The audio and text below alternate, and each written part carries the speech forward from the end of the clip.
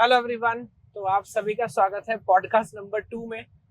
पहले पॉडकास्ट को आप लोगों ने बहुत ज़्यादा प्यार दिया और इतना हमने एक्सपेक्ट नहीं किया था, और हमें भी फॉर्मेट पसंद है बिकॉज क्या होता है ना कि टॉपिक्स बहुत सारे और बहुत इम्पोर्टेंट हैं, बट वो एक जल्दी लगा रहता है कि 5 मिनट के अंदर, 10 मिनट के अंदर, 15 मिनट के अंदर वाइंड अप करना है, और कहीं ना कहीं ये फैक्ट है कि आप पूरी बात नहीं कर सकते।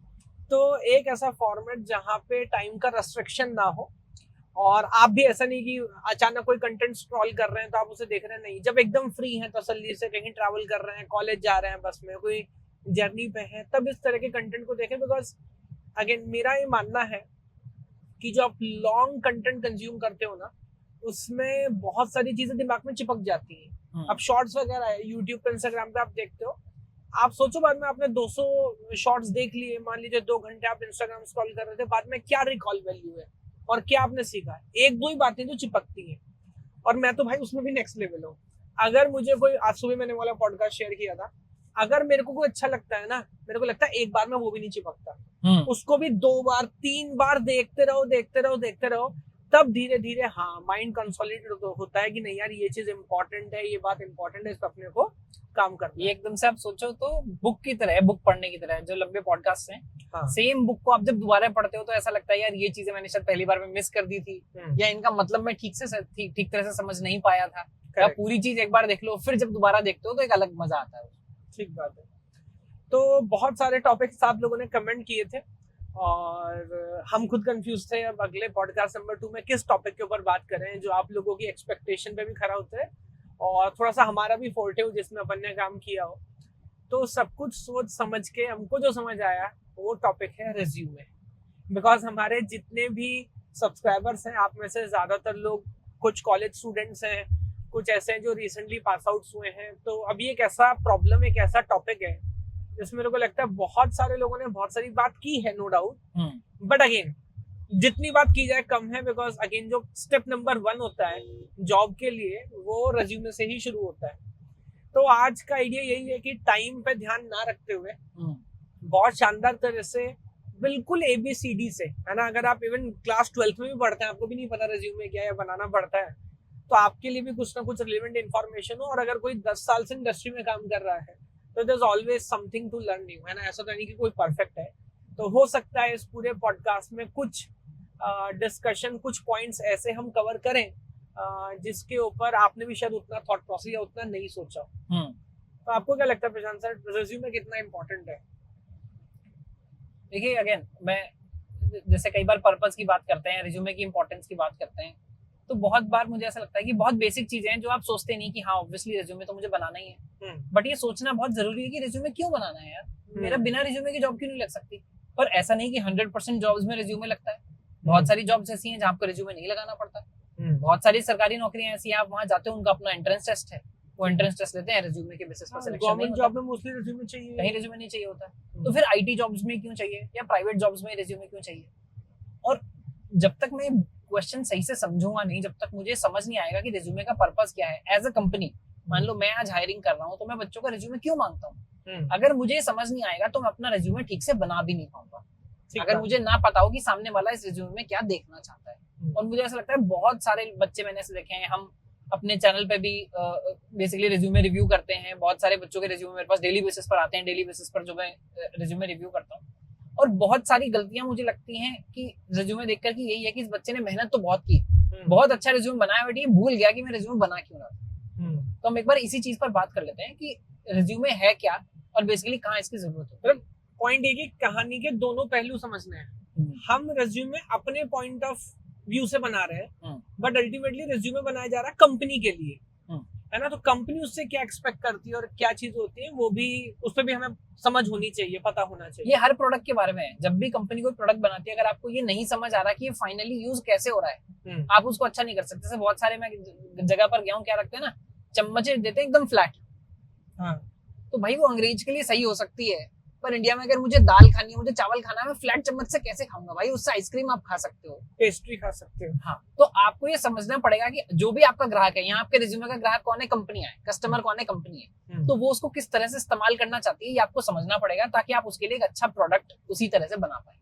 तो पहले समझ लेते हैं जरूरत क्या है। तो मैं एकदम बेसिक से स्टार्ट करता हूँ। ये बात ठीक है, अच्छा पॉइंट है ये कि गवर्नमेंट जॉब में don't need a resume. Even मुझे नहीं लगता यूपीएससी में रेज्यूमे आपसे मांगता है, नहीं मांग रहा। और for private job you need a resume. तो स्टेप नंबर 1, कंपनी की प्रॉब्लम क्या है, कंपनी को हायरिंग करनी है, कंपनी को कोई लोड चाहिए, और स्टेप नंबर 1 कंपनी कह दिए कि हमको आप रेज्यूमे बना के दो। तो रेज्यूमे क्या है और इसका क्या पर्पस है कंपनी के लिए, हमारे लिए कंपनी की बात कर रहे हैं। पहले मैं कंपनी के पॉइंट ऑफ व्यू से बात करता हूँ। अब देखिए, मैं मान लीजिए कंपनी हूँ, मैं अमेजोन हूँ, मैं कोई भी कंपनी हूँ, मैं बेसिकली टीसीएस हूँ, है ना। ऐसी मैंने कहानियां बहुत सुनी है जब मैं बैंगलोर में काम करता था कि वहां कोई कंपनी थी जिसने बोला कि भाई हम 5 लाख रुपए का पैकेज ऑफर कर रहे हैं। ये मैं सन 2013-2014 की बात कर रहा हूँ, जो कि एक अच्छा पैकेज होता था।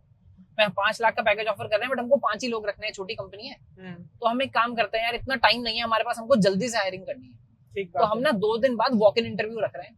बैंगलोर में, हैदराबाद में बड़ी पॉपुलर टर्म है वॉक इन इंटरव्यू। उसका क्या मतलब है कि भाई आप सीधे, आपको पहले कोई एप्लीकेशन नहीं करना है, कुछ नहीं करना है, आप सीधे इंटरव्यू के लिए आइए। हम कंपनी में आपका इंटरव्यू लेंगे, अगर हमको अच्छा लगेगा तो हम आपको रख लेंगे। पहले से कोई लिस्ट नहीं जिनको बुलाया गया है, ये ओपन है, जिसका मन करे वो आ सकता है।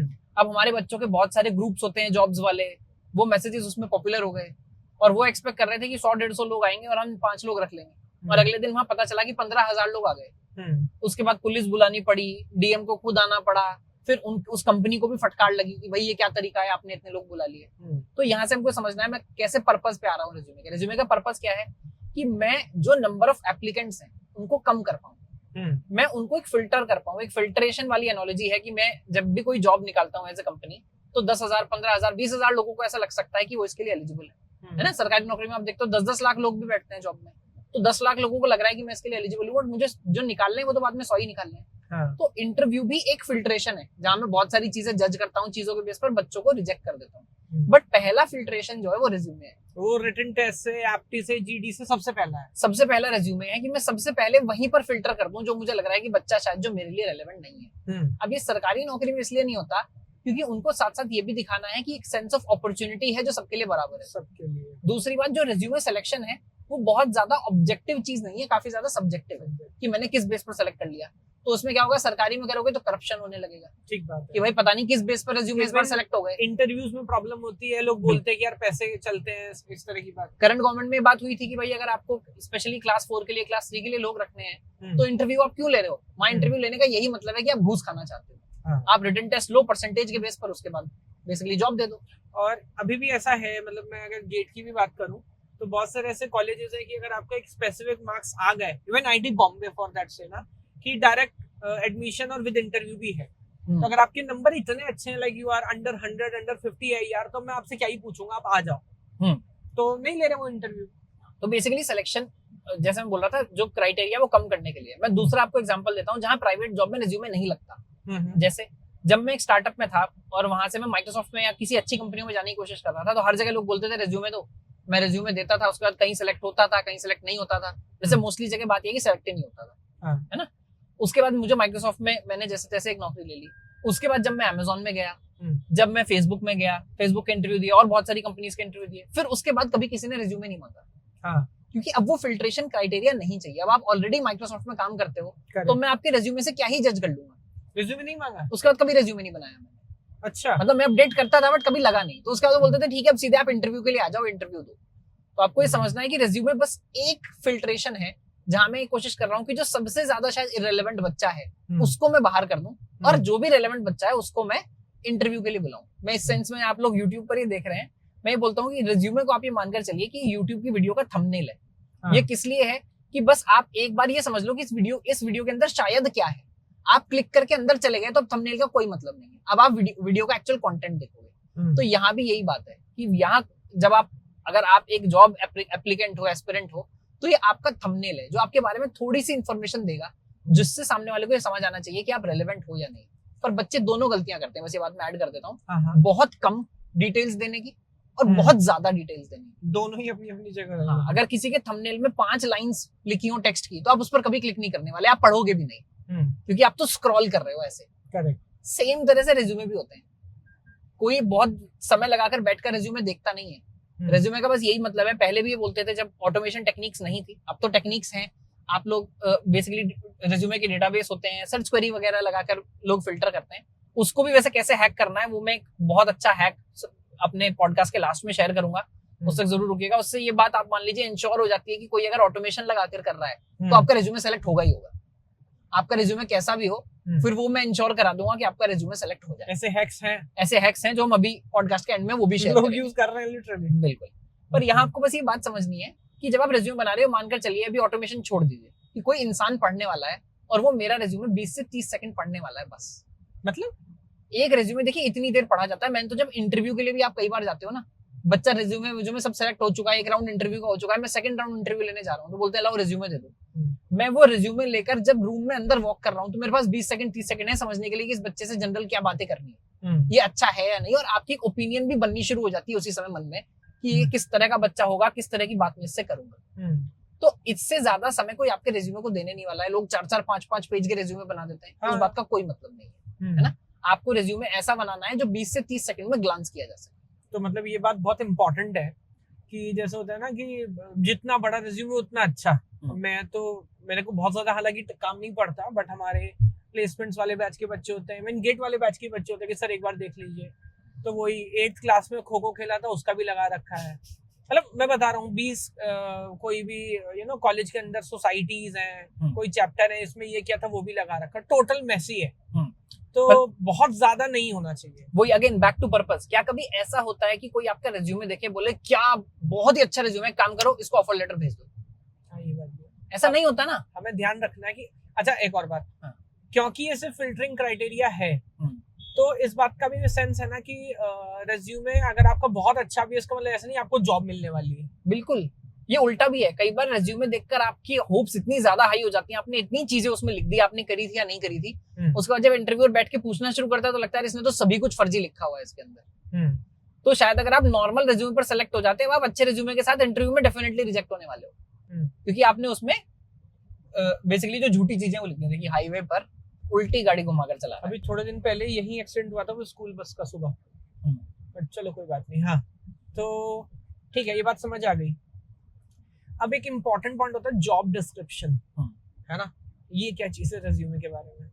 हाँ, ये भी एक बड़ा कंफ्यूजन। मैंने देखा बहुत सारे बच्चे ये बोलते रहते हैं कि सर ये जॉब में मैं अप्लाई इसलिए नहीं कर रहा हूँ कि मैंने तो अभी जावा, मैं तो कॉलेज में हूँ, देखनी शुरू करी है, बट वहां पर लिखा हुआ है 3 साल का एक्सपीरियंस होना चाहिए। तो मैं कैसे कर दूं जॉब डिस्क्रिप्शन? मैं इस जॉब में अप्लाई नहीं कर सकता, मैं तो ऑब्वियसली एलिजिबल नहीं हूँ।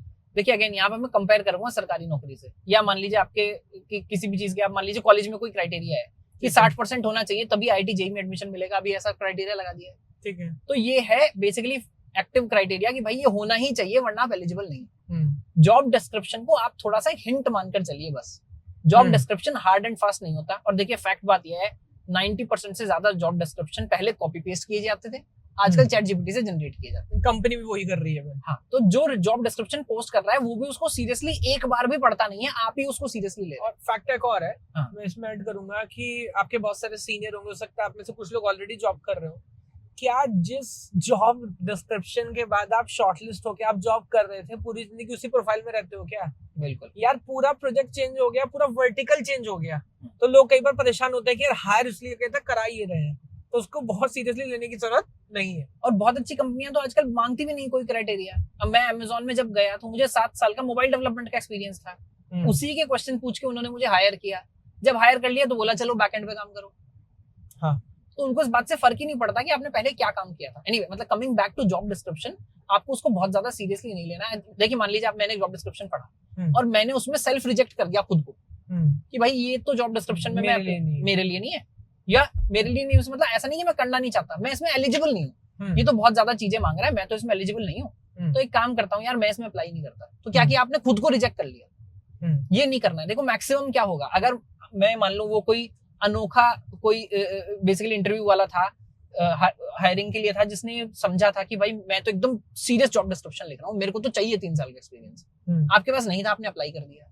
इंटरव्यू में आप चले गए, उसने पूछा आपके पास एक्सपीरियंस है, आपने बोला नहीं है ना। इंटरव्यू में हमको सच बोलना है, नहीं है एक्सपीरियंस।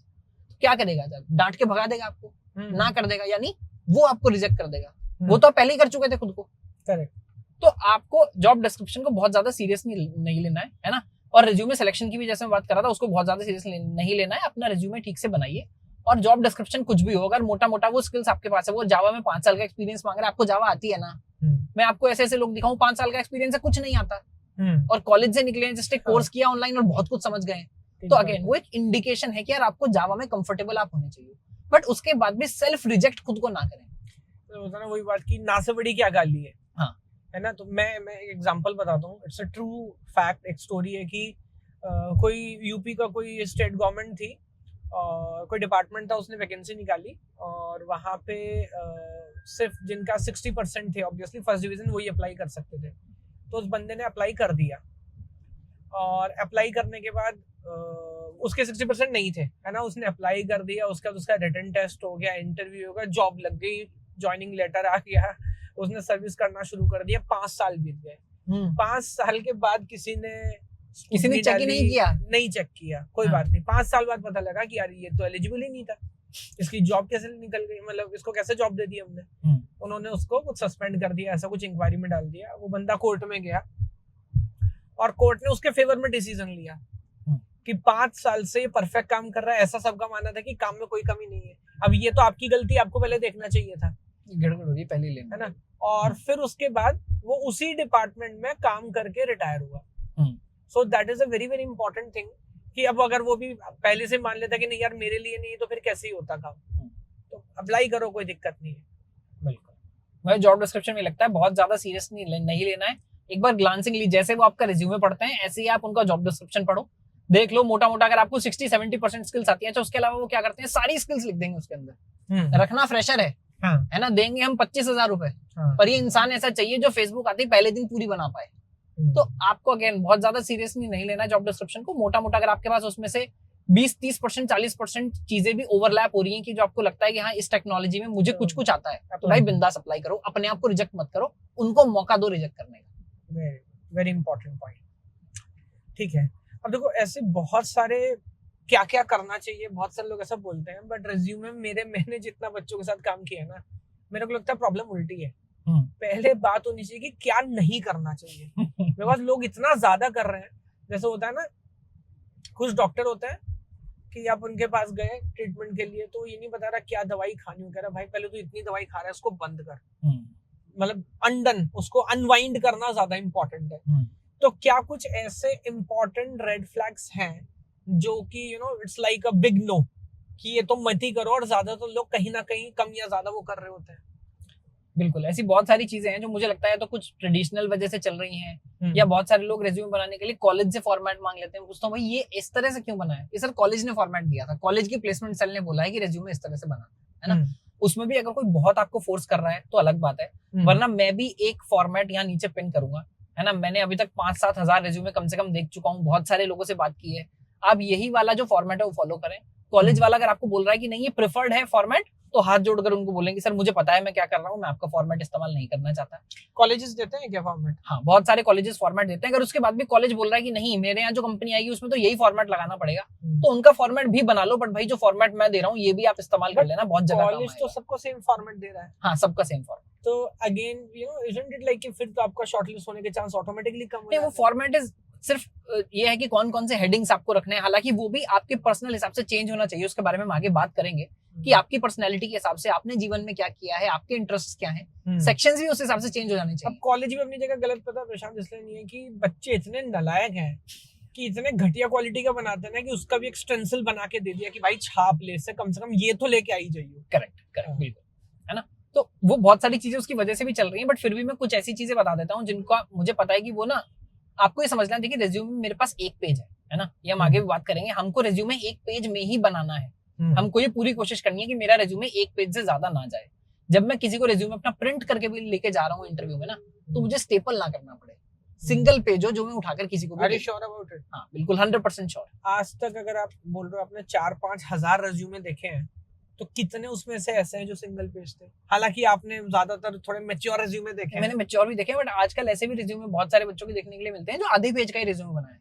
अच्छा। उसने इतना एफर्ट ही नहीं लगाया कि यार कौन बनाएगा, या मैंने तो कुछ किया ही नहीं है, और उसमें भी मतलब प्रोजेक्ट सेक्शन डाल दिया, उसके बाद खाली छोड़ दिया। भाई सेक्शन भी डिलीट ही कर देता कि भाई वो मतलब मुझे आप याद भी दिला रहे हो कि प्रोजेक्ट नहीं किया मैंने, क्योंकि कॉलेज ने फॉर्मेट दिया था कि प्रोजेक्ट होना चाहिए। मैंने ऐसा देखा है कि रिज्यूमे बच्चे का है, ईमेल आईडी दोस्त की है, उसने अप्लाई ही दोस्त की ईमेल आईडी से किया है। तो क्या क्या हो रहा बाजार में वो तो आप छोड़ दो।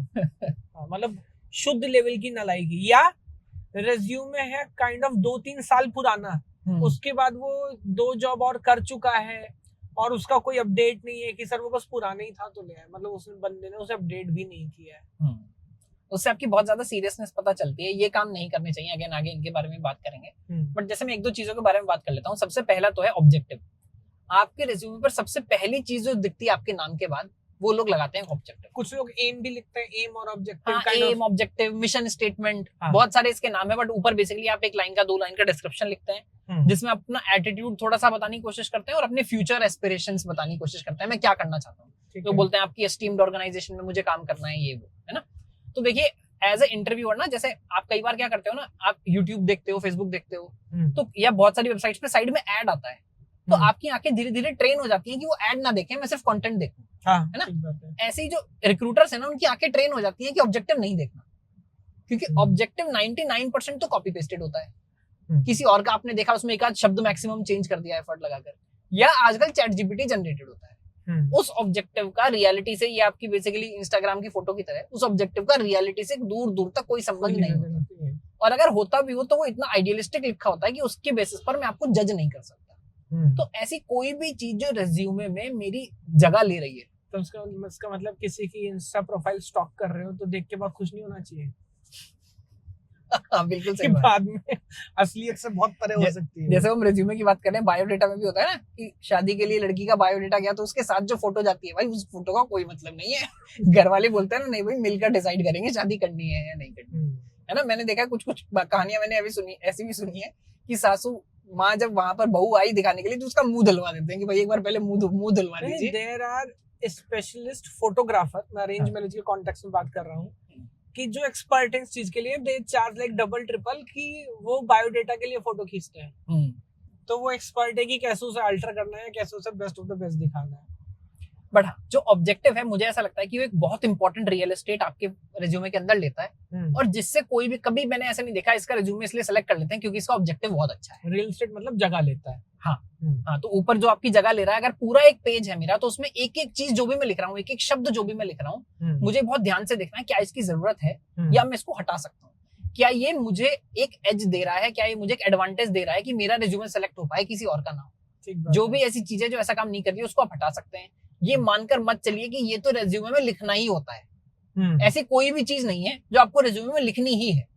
अच्छा। है ना, कॉन्टैक्ट इन्फॉर्मेशन के अलावा, जिसमें आपका ईमेल और फोन नंबर होना चाहिए, नाम, ईमेल, फोन नंबर, उसके अलावा ऐसी कोई भी चीज नहीं है जो होनी ही चाहिए। ऐसे मैंने देखे हैं भाई, मेरे पास तो आधे ऐसे हैं जिसमें फोन नंबर ही नहीं है। मतलब देयर इज नो मेथड कि मैं आपसे डायरेक्ट बात कर सकूं। या बच्चा बोलता है, इवन आप में से बहुत लोग मुझे मेल भी लिखते हैं ना, बच्चा बोलता है सर ये कंफ्यूजन है, ये डाउट है। भाई मैं हूँ, खाली हूँ, मेरे पास अभी टाइम भी है, अब कब तक मेल खेलता रहूंगा? अभी मेरे पास टाइम है, मैं तुरंत फोन करके बात कर लूंगा। उसमें फोन नंबर ही नहीं लिखा है, तो ना मैं फिर से मेल लिखूंगा, फिर आप मेल। ये देखो ये भी हाईवे पर, ये एक्सप्रेस वे है, इस पे उल्टे आ रहे हैं। कोई बात नहीं, हाँ ठीक है। फिर तो एक तो ऐसे ही हुआ ऑब्जेक्टिव स्टेटमेंट, है ना। तो मैं तो प्रेफर करता हूँ कि आप उसको हटा ही दें। ये रख भी रहे हैं, अगर आपको ऐसा लग रहा है कि नहीं रखना है, तो उसको बहुत छोटा, बहुत सिंपल रखें, बहुत ज्यादा उसको कॉम्प्लिकेट ना करें। और प्रेफरेबली अगेन मैं तो दोबारा स्ट्रांगली रिकमेंड करूंगा, जो ऑब्जेक्टिव उसको आप हटा दें, उसको अच्छा, ना रखें। तो या तो हटा देना है, और अगर लगाना भी है तो उसमें बहुत दिमाग नहीं लगाना।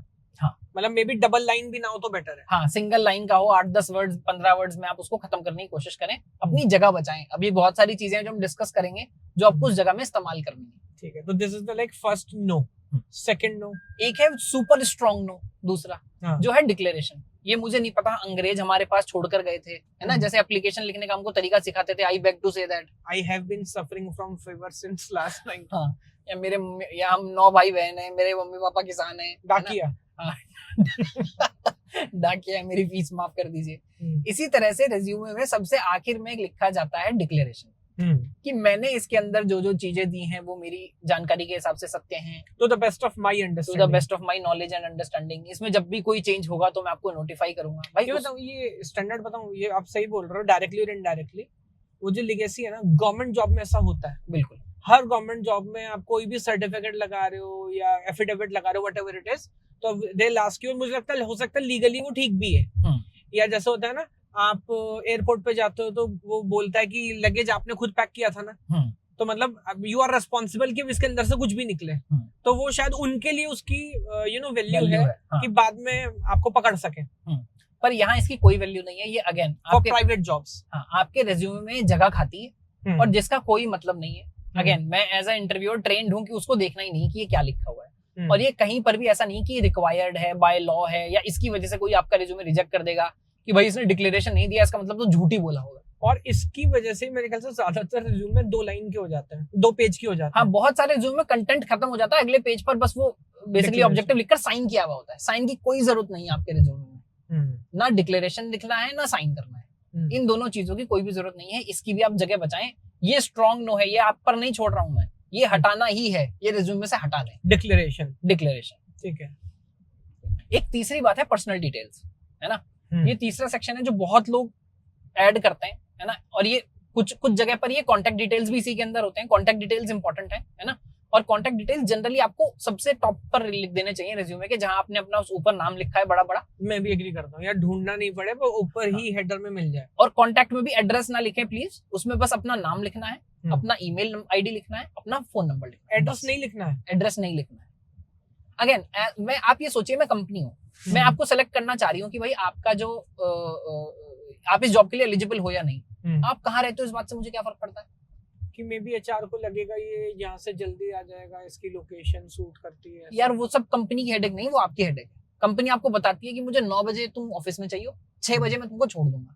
अब आप 4 बजे घर से चल चुके थे या 8:45 बजे चले, ये मेरी दिक्कत नहीं है। आपको देखना है कि आपको वो जॉब करनी है, बल्कि मे बी फिर उल्टा भी हो सकता है। हाँ। जब आप लोकेशन नहीं डाल रहे हो तो फिर कंपनी के लिए कोई बिग नो नहीं है, बट जब आप लोकेशन डाल रहे हो सकता है वो आपको रिजेक्ट कर दे। तो हो सकता है लगे यार ये नॉर्थ ईस्ट का बंदा है, या मतलब बहुत दूर, नॉर्थ ईस्ट, वो बहुत दूर का है। अब कंपनी मान लीजिए मेघालय में और गुजरात का बच्चा अप्लाई कर रहा है, तो हो सके उसको लगे यार ये आएगा नहीं आएगा क्या है, तो इट इज बेटर कि आप डालो ही मत। बिल्कुल मत डालो ऐसी कोई भी चीज जिसकी वजह से आप सिर्फ रिजेक्ट हो सकते हो, सेलेक्ट नहीं हो सकते। एज, देखिए पर्सनल डिटेल्स में चाहे आपने एज लिखा हो, बहुत सारे लोगों को लगता है एज रेलेवेंट है, एज रेलेवेंट नहीं है। एज के बेसिस पर कोई सिलेक्शन नहीं करता है।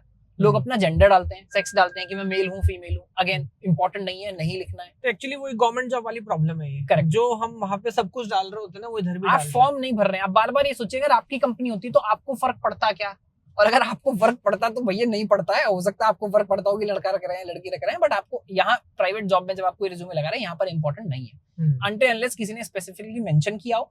अगेन आप ये मत सोचिए मैं यहाँ जो लिख रहा हूँ वो फाइनल है। अरे भाई वो जब बुलाएगा उसको पता चल जाएगा। जब वो आपको जॉब देगा तो ऑफर लेटर में फिर सब कुछ आपसे फॉर्म भरवाएगा, सारी डिटेल्स भरवाएगा, बैकग्राउंड चेक करेगा, पुलिस वाला घर आएगा, आपके डॉक्यूमेंट चेक होंगे, सब कुछ चेक होगा। ये आपको जॉब नहीं दे रहा है, ये सिर्फ एक फिल्ट्रेशन क्राइटेरिया है। और इनके पास तो जैसा मैं जानता हूँ ये सब प्राइवेट एजेंसीज होती हैं, पूरी इन्वेस्टिगेशन कराते हैं। लास्ट कंपनी में कोई भी अच्छी कंपनी है, लास्ट कंपनी में कहाँ काम किया, फिजिकली जाकर भी देखते हैं। कुछ केसेस, बहुत केसेस में नहीं देखते हैं। जब माइक्रोसॉफ्ट में मेरा पहली बार हुआ सिक्योरिटी क्लियरेंस पूरा वो करते हैं ऑफर लेटर के बाद, तो जहां मैंने एड्रेस दिए हुए थे कि मैं यहाँ किराए पे रहा हूँ, वहाँ किसी ने फिजिकली जाकर चेक किया। अच्छा। हाँ, कि यहाँ पर रहता था नहीं रहता था। पासपोर्ट से ज्यादा स्ट्रिक्ट चेक्स हैं इनके। तो अगेन ये जॉब नहीं दे रहा है, ये फिल्ट्रेशन क्राइटेरिया है। तो आपको सिर्फ उतना ही बात करनी है जिससे आप रिजेक्ट ना हो जाए। तो ना एज बताएंगे, ना जेंडर या सेक्स बताएंगे। बहुत सारे लोग फैमिली की डिटेल्स बताते हैं, मेरी फैमिली में कितने लोग हैं, मेरे फादर क्या करते हैं, मदर क्या करते हैं। इस बारे में कोई भी बात करने की जरूरत नहीं है। अगेन ये इस बात से बिल्कुल भी रेलेवेंट नहीं है कि मैं आपको जॉब दूंगा या मैं आपको जॉब नहीं दूंगा। ठीक बात है। तो ऐसा कोई भी चीज ना लिखें अगेन उस एक पेज में जो आपके पास बहुत इंपॉर्टेंट है, जहाँ पे जिसका बेसिकली आपको कोई एडवांटेज नहीं होने वाला है। बहुत लोग अपना रिलीजन लिखते हैं, रिलीजन नहीं लिखना है।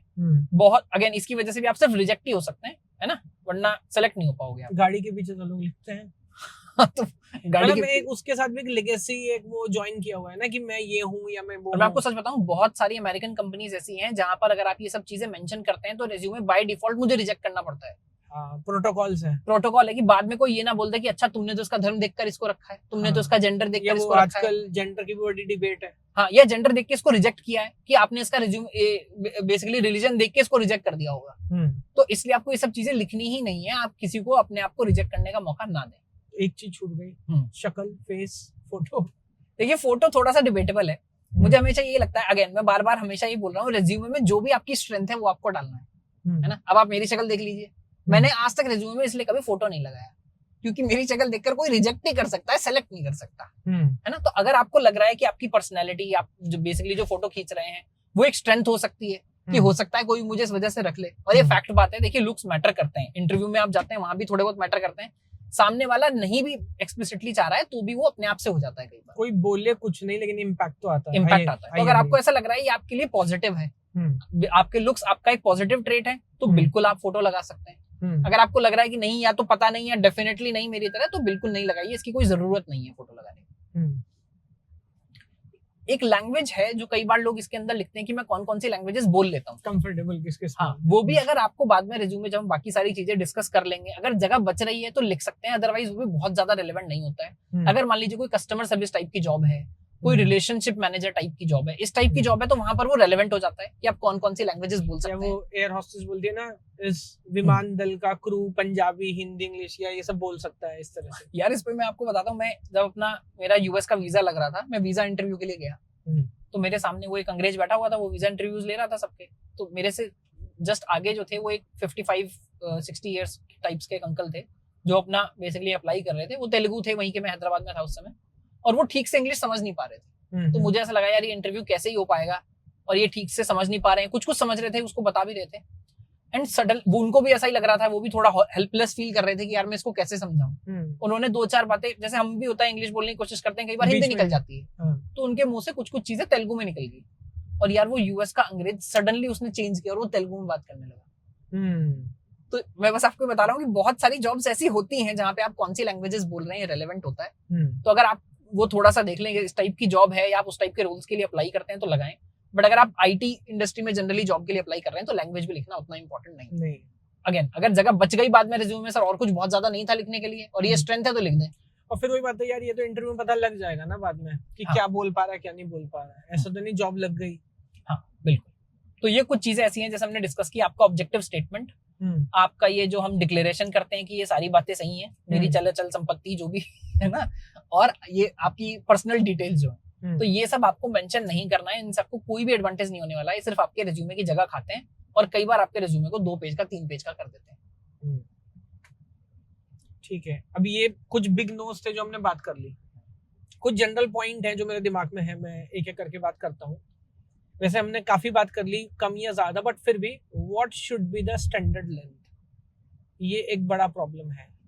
ये जैसे हमने बात की, आइडियल लेंथ इज 1 पेज, है ना, 1 page A4 sheet, 1 page of A4 sheet. आपको ये भी कोशिश नहीं करनी है कि बेसिकली ये भी कोशिश करनी है कि ऐसा भी नहीं हो कि आधा ही पेज भरा हुआ हो, उससे ऐसा लगता है कि आपके पास कुछ लिखने के लिए है ही नहीं, है ना। पर मैंने ऐसा देखा है 15-15 साल जिनका एक्सपीरियंस है, मल्टीपल प्रोजेक्ट्स डिलीवर कर चुके हैं, वो भी अपना रिज्यूमे 1 पेज में बनाते हैं। मैंने देखा बहुत सारे बच्चे, सर पर मैंने प्रोजेक्ट ज्यादा कर लिए ना, इसलिए मेरा रिज्यूमे 4 पेज का चला गया।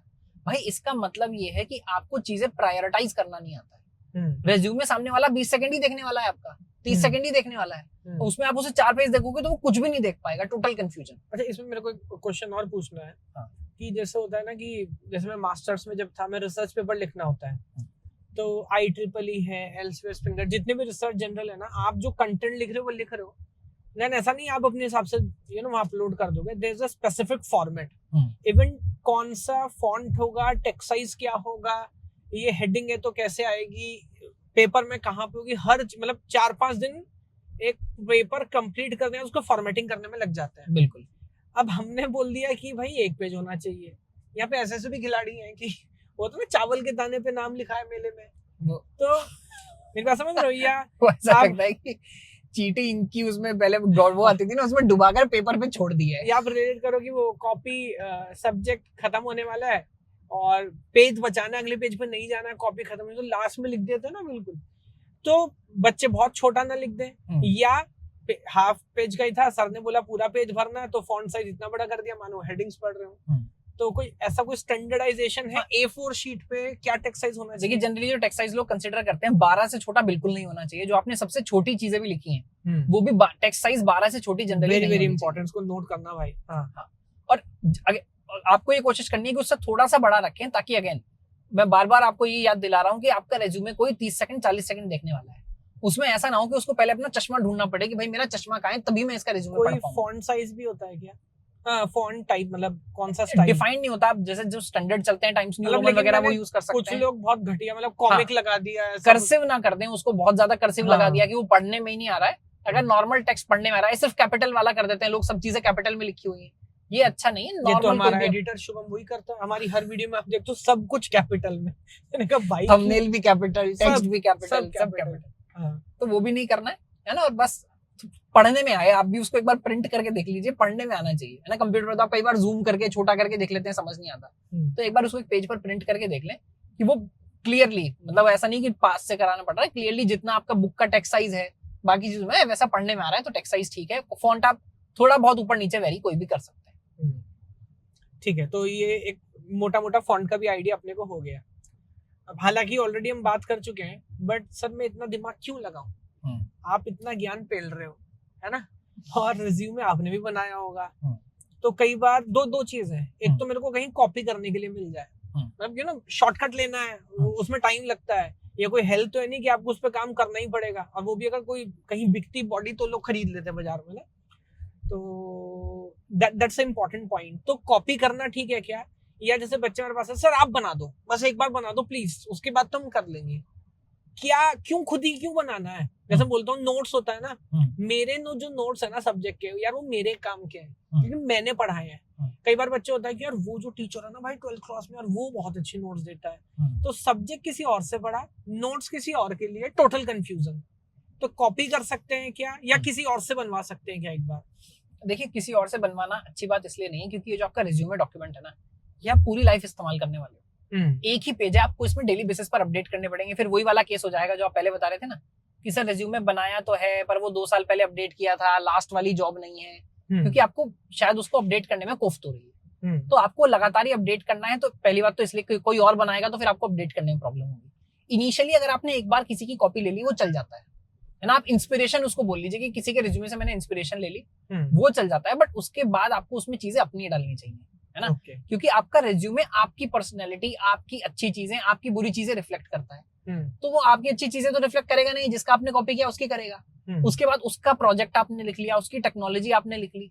जब वो आपसे उसके ऊपर क्वेश्चन पूछेगा इंटरव्यू में जाकर के, चाहिए तो फाइनल जॉब ना, सिर्फ इंटरव्यू सिलेक्शन तक का तो हमारा मोटिव नहीं है। बात तो जब इंटरव्यू में जाएगा वहां जाके टोटल फेल हो जाएगा कि भाई ये तो इसका मतलब आपका है ही नहीं। और उसमें भी आधे बच्चे तो गलतियां ही कर देते हैं कि वही नाम किसी और का छोड़ दिया, ऊपर नाम चेंज कर दिया, नीचे कहीं नाम लिखा हुआ था वहां नाम बेसिकली चेंज कर दिया, है ना। अपनी 10th-12th की डेट चेंज कर दी, जॉब की डेट चेंज नहीं की, तो वो मैच ही नहीं हो रही कि भाई जिस साल में 12th किया ऐसा लग रहा है कि 3 साल में बीटेक पास कर लिया है। कुछ कॉफी वॉफी लेनी है क्या? कुछ हाँ सर ले सकते हैं, नेकी और पूछ। हाँ, तो कॉपी करना है कि नहीं करना है? फर्स्ट कॉपी आप कर सकते हैं, बट उसके बाद उसको आपको अपने हिसाब से चेंज करना है। एक एक लाइन उसकी आपकी पढ़ी हुई होनी चाहिए, ऐसा नहीं कुछ सेक्शन चेंज कर लिए। अगेन मैं इसलिए बोल रहा हूँ कॉपी नहीं, उसको इंस्पिरेशन बोलना सही है कि आपने इंस्पिरेशन किसी चीज से ले ली, बट उसके बाद एक एक जो उसमें शब्द लिखा हुआ है वो आप वेरीफाई कर पाए कि हाँ ये मैंने अपने हिसाब से लिखा है और ये मेरे लिए रेलेवेंट है, वो बहुत जरूरी है। करेक्ट, ठीक है। सो ये बात समझ आ गई और डिस्कशन कंटिन्यू करते रहते हैं। कॉफी ले जाके पहले।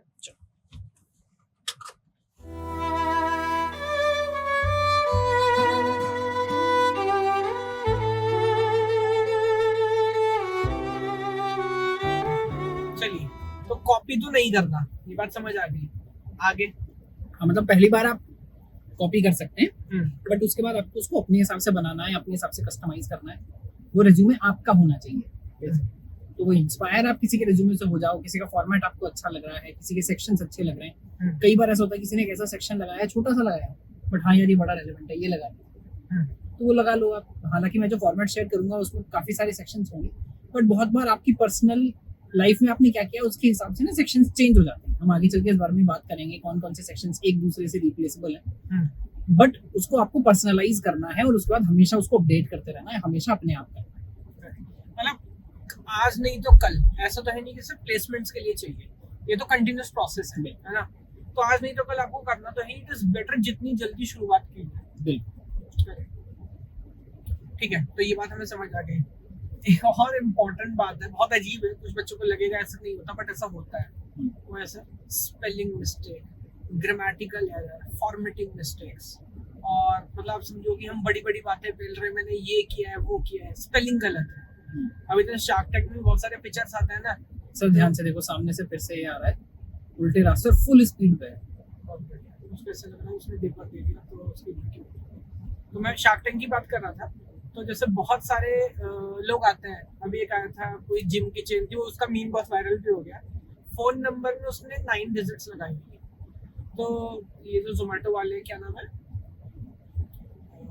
जोमेटो का जो ओनर है, चलो जो भी है, तो वो यही बोल रहा था कि यार इतना बड़ा प्लेटफॉर्म तेरे को मिला है, कितने लोग ये पिच देखेंगे, कितने लोग यहाँ से फोन नंबर लेंगे, है ना, और फोन नंबर गलत है, तो ये तो मतलब it is like punishable offence. कितने लोगों की अपॉर्चुनिटी, इतने लोगों की अपॉर्चुनिटी आपने किल कर दी। इज इट ओके कि रेज्यूमे में इस तरह की गड़बड़ियां हो कि सर वो ध्यान नहीं दिया होगा या हो गया होगा? पहली बात तो मैं आपकी इस बात से भी डिसएग्री करता हूँ कि आपको ऐसा लग रहा है कि बहुत सारे बच्चों को ऐसा लगा होगा कि ऐसा होता नहीं। ये इतना अनकॉमन नहीं है जितना ये सुनने में लगता है। कहीं पर स्पेलिंग मिस्टेक्स नहीं होती है तो ग्रामेटिकल मिस्टेक्स बहुत कॉमन है, फॉर्मेटिंग मिस्टेक्स बहुत कॉमन है, और स्पेलिंग मिस्टेक्स भी कोई स्पेलिंग आपने छोड़ दी, नहीं किया, नहीं याद रहा, तो ये मतलब मैं कम बात नहीं कर रहा हूँ, बट 50, 60, 70% रिज्यूमे में आप कोई ना कोई गलती ढूंढ सकते हो, ग्रामर की, फॉर्मेटिंग की, या बेसिकली स्पेलिंग। तो ये बहुत ही ज्यादा जरूरी है। अब देखिए, दोबारा से एक बार सोचिए, मुझे पता है आप एक जॉब एस्पिरेंट हैं, आप 1 साल से 1.5 साल से शायद इस बात की तैयारी कर रहे हैं, 3rd ईयर से कम आप तैयारी कर रहे हैं कि आपको जॉब चाहिए। फाइनली आपने एक पेज बनाया जिसमें कितने 200-300 शब्द शायद आपने लिखे हो, उसी में मिस्टेक्स है। जो चीज आप 1 साल से कर रहे हो, डेस्परेटली आपको चाहिए, उसमें आपने गलतियां करी हुई हैं, स्पेलिंग की भी, ग्रामर की भी। तो इस बात से तो मैं श्योर हो सकता हूँ कि जब मैं आपको कंपनी में हायर कर लूंगा और डेली बेसिस पर आप क्लाइंट्स के साथ ईमेल लिखोगे, डेली बेसिस पर किसी और से बात करोगे, चाहे वो प्रोडक्ट बनाओगे, यानी अटेंशन टू डिटेल मिसिंग है। आपको ऐसा लगता ही नहीं कि इम्पोर्टेंट है। Not even attention to detail, मतलब आप सीरियस ही नहीं हो लाइफ में। हाँ, मैं बोलता हूँ ना, बच्चे जैसे गेट के लिए हम बात कर रहे होते हैं, पेपर पढ़ा, क्वेश्चन पढ़ा, उसको कोई सिली मिस्टेक हो गई, ध्यान नहीं दिया सर, वो पूछ रहा था फॉल्स बताना, ट्रू मार्क कर दिया, पूछ रहा था ट्रू बताना, फॉल्स मार्क कर दिया, लाइक दिस। तो मैं बोलता हूँ कि टेस्ट सीरीज का क्वेश्चन क्या ध्यान नहीं दिया। कल को आपको घर खरीदने के लिए कॉन्ट्रैक्ट साइन करना पड़ेगा, बैंक में जाके चेक साइन करना पड़ेगा। अभी भी होता है किसी को 100 रुपए पेटीएम करना है, 1000 कर दिए, 1 0 कम लग गई। तो मतलब पॉइंट ये है कि इट इज नॉट अबाउट सिर्फ रेज्यूमे में, पूरी लाइफ में आपको कुछ लेवल, और वो आपका एटीट्यूड बताता है। और यार सर, ये बाकी सारे जितने आपने एग्जांपल दिए ना, ये फिर भी वन टाइम है। आप कॉन्ट्रैक्ट एक बार साइन करते हैं, आपको 10 मिनट मिलते हैं, आपने साइन कर लिया। आप पेमेंट कर रहे होते हैं, आप जल्दी में होते हैं, आपने कर लिया। यहाँ कोई बहाना नहीं है। 1 साल था आपको इसको परफेक्ट करने के लिए। यहाँ भी नहीं बोल सकते सर टाइम कम था, मैंने जल्दबाजी में कर दिया, कहीं और से देख लिया। कोई भी बहाना यहाँ पर नहीं चल सकता। जब मतलब सबसे बड़ा टर्न ऑफ होता है एज एन इंटरव्यूअर, अगर आपके रेज्यूमे में मिस्टेक्स है ना, तो एक अजीब सी चिड़ सी मचने लगती है कि यार ये अंदर आके भी क्या ही करेगा। आपको हमेशा याद रखना है, जो रिक्रूटर है, जो भी आपका इंटरव्यू ले रहा है ना, वो अपना टीममेट सेलेक्ट करता है। होपफुली उसको बेसिकली उस तरह के लोग सेलेक्ट कर रहा है जो उसके साथ डेली बेसिस पर काम करेंगे। इट्स लाइक दिस कि आप फर्स्ट टाइम डेट पे जा रहे हो, आप होता है ना प्रॉपर ग्रूम होके, नहा धो के, ब्रश करके, एक अच्छा डिओ वियर करके आप जाते हो कि यार कोई भी फर्स्ट, मुझे पता नहीं, मेरे को पता है, तो फर्स्ट इंप्रेशन आपका खराब नहीं होना चाहिए, ठीक है। तो नहीं, पॉइंट ये नहीं है, पॉइंट ये कि आपने कोई काम किया हो कि नहीं किया, मतलब उसके बारे में पता होना जरूरी है। और ये मैं अपने सुनने वालों के ऊपर छोड़ता हूँ कि आप जज करो कि ये एक्सपीरियंस से आया है या समाज के ऑब्जर्वेशन से आया है। ठीक बात है, तो that is also big no. हाँ, ये तो अच्छा, पहले ना इसमें कई बार पहले बहाने भी चलते थे कि सर नहीं पता था इसकी स्पेलिंग ये है, या ग्रामर मुझे नहीं समझ आया, या मुझे ऐसा लग रहा था कि ये सही है। यार आजकल इतने टूल्स हैं, है ना। मैं जैसे पहले ग्रामरली यूज करता था रेगुलरली, अगर मुझे कहीं पर कुछ लिखना है तो यार किसी को नहीं आती ग्रामर, यार सब मिस्टेक्स करते हैं। बट आपके पास टूल्स अवेलेबल हैं, आप उनका इस्तेमाल नहीं कर रहे हैं, उसके बाद भी गलती है, तो अब आपकी ये गलती है। भी वर्ड बता रहा है कि ये वर्ड गलत है, वो उसको ये भी नहीं पता कि अंडरलाइन रेड क्यों आ रहा है, वो देख ही नहीं रहा। हाँ, तो ये बिल्कुल नहीं हो सकता। करेक्ट। तो ठीक है, मतलब that is also big no. But यहाँ पे मैं नहीं कह रहा बहुत ज्यादा, बट मार्जिनल कुछ लोग ऐसे भी हैं, दे टेक इट टू दूसरे एक्सट्रीम में, नेक्स्ट लेवल। हाँ, एंड दैट इज लाइक कि जैसे शशि थरूर ने रिज्यूमे बनाया हो, मतलब वो जानबूझ के ध्यान देते हैं कि इतने कॉम्प्लेक्स वर्ड्स, इतने कॉम्प्लेक्स वर्डिंग की जो पूरा ऑब्जेक्टिव था ना, जो मिशन था, वो ही खत्म हो गया कि यार ये मैं इंग्लिश के लिए वो प्रोफेसर हायर कर रहा हूँ या मैं कोडर हायर कर रहा हूँ।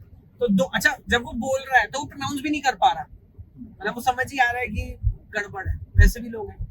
देखिए, ये बात बिल्कुल सही है, और ये मुझे हमेशा इसमें ऐसा लगता है, आप जो बड़े बड़े पॉलिटिशियंस हैं ना, मैं अगेन शशि थरूर की बात नहीं कर रहा हूँ यहाँ पे, बट जो इन जनरल बड़े पॉलिटिशियंस हैं, आप किसी की भी स्पीच सुनिए, लोग कैसे बोलते हैं, आपको सबसे पहले समझना लैंग्वेज का काम क्या है।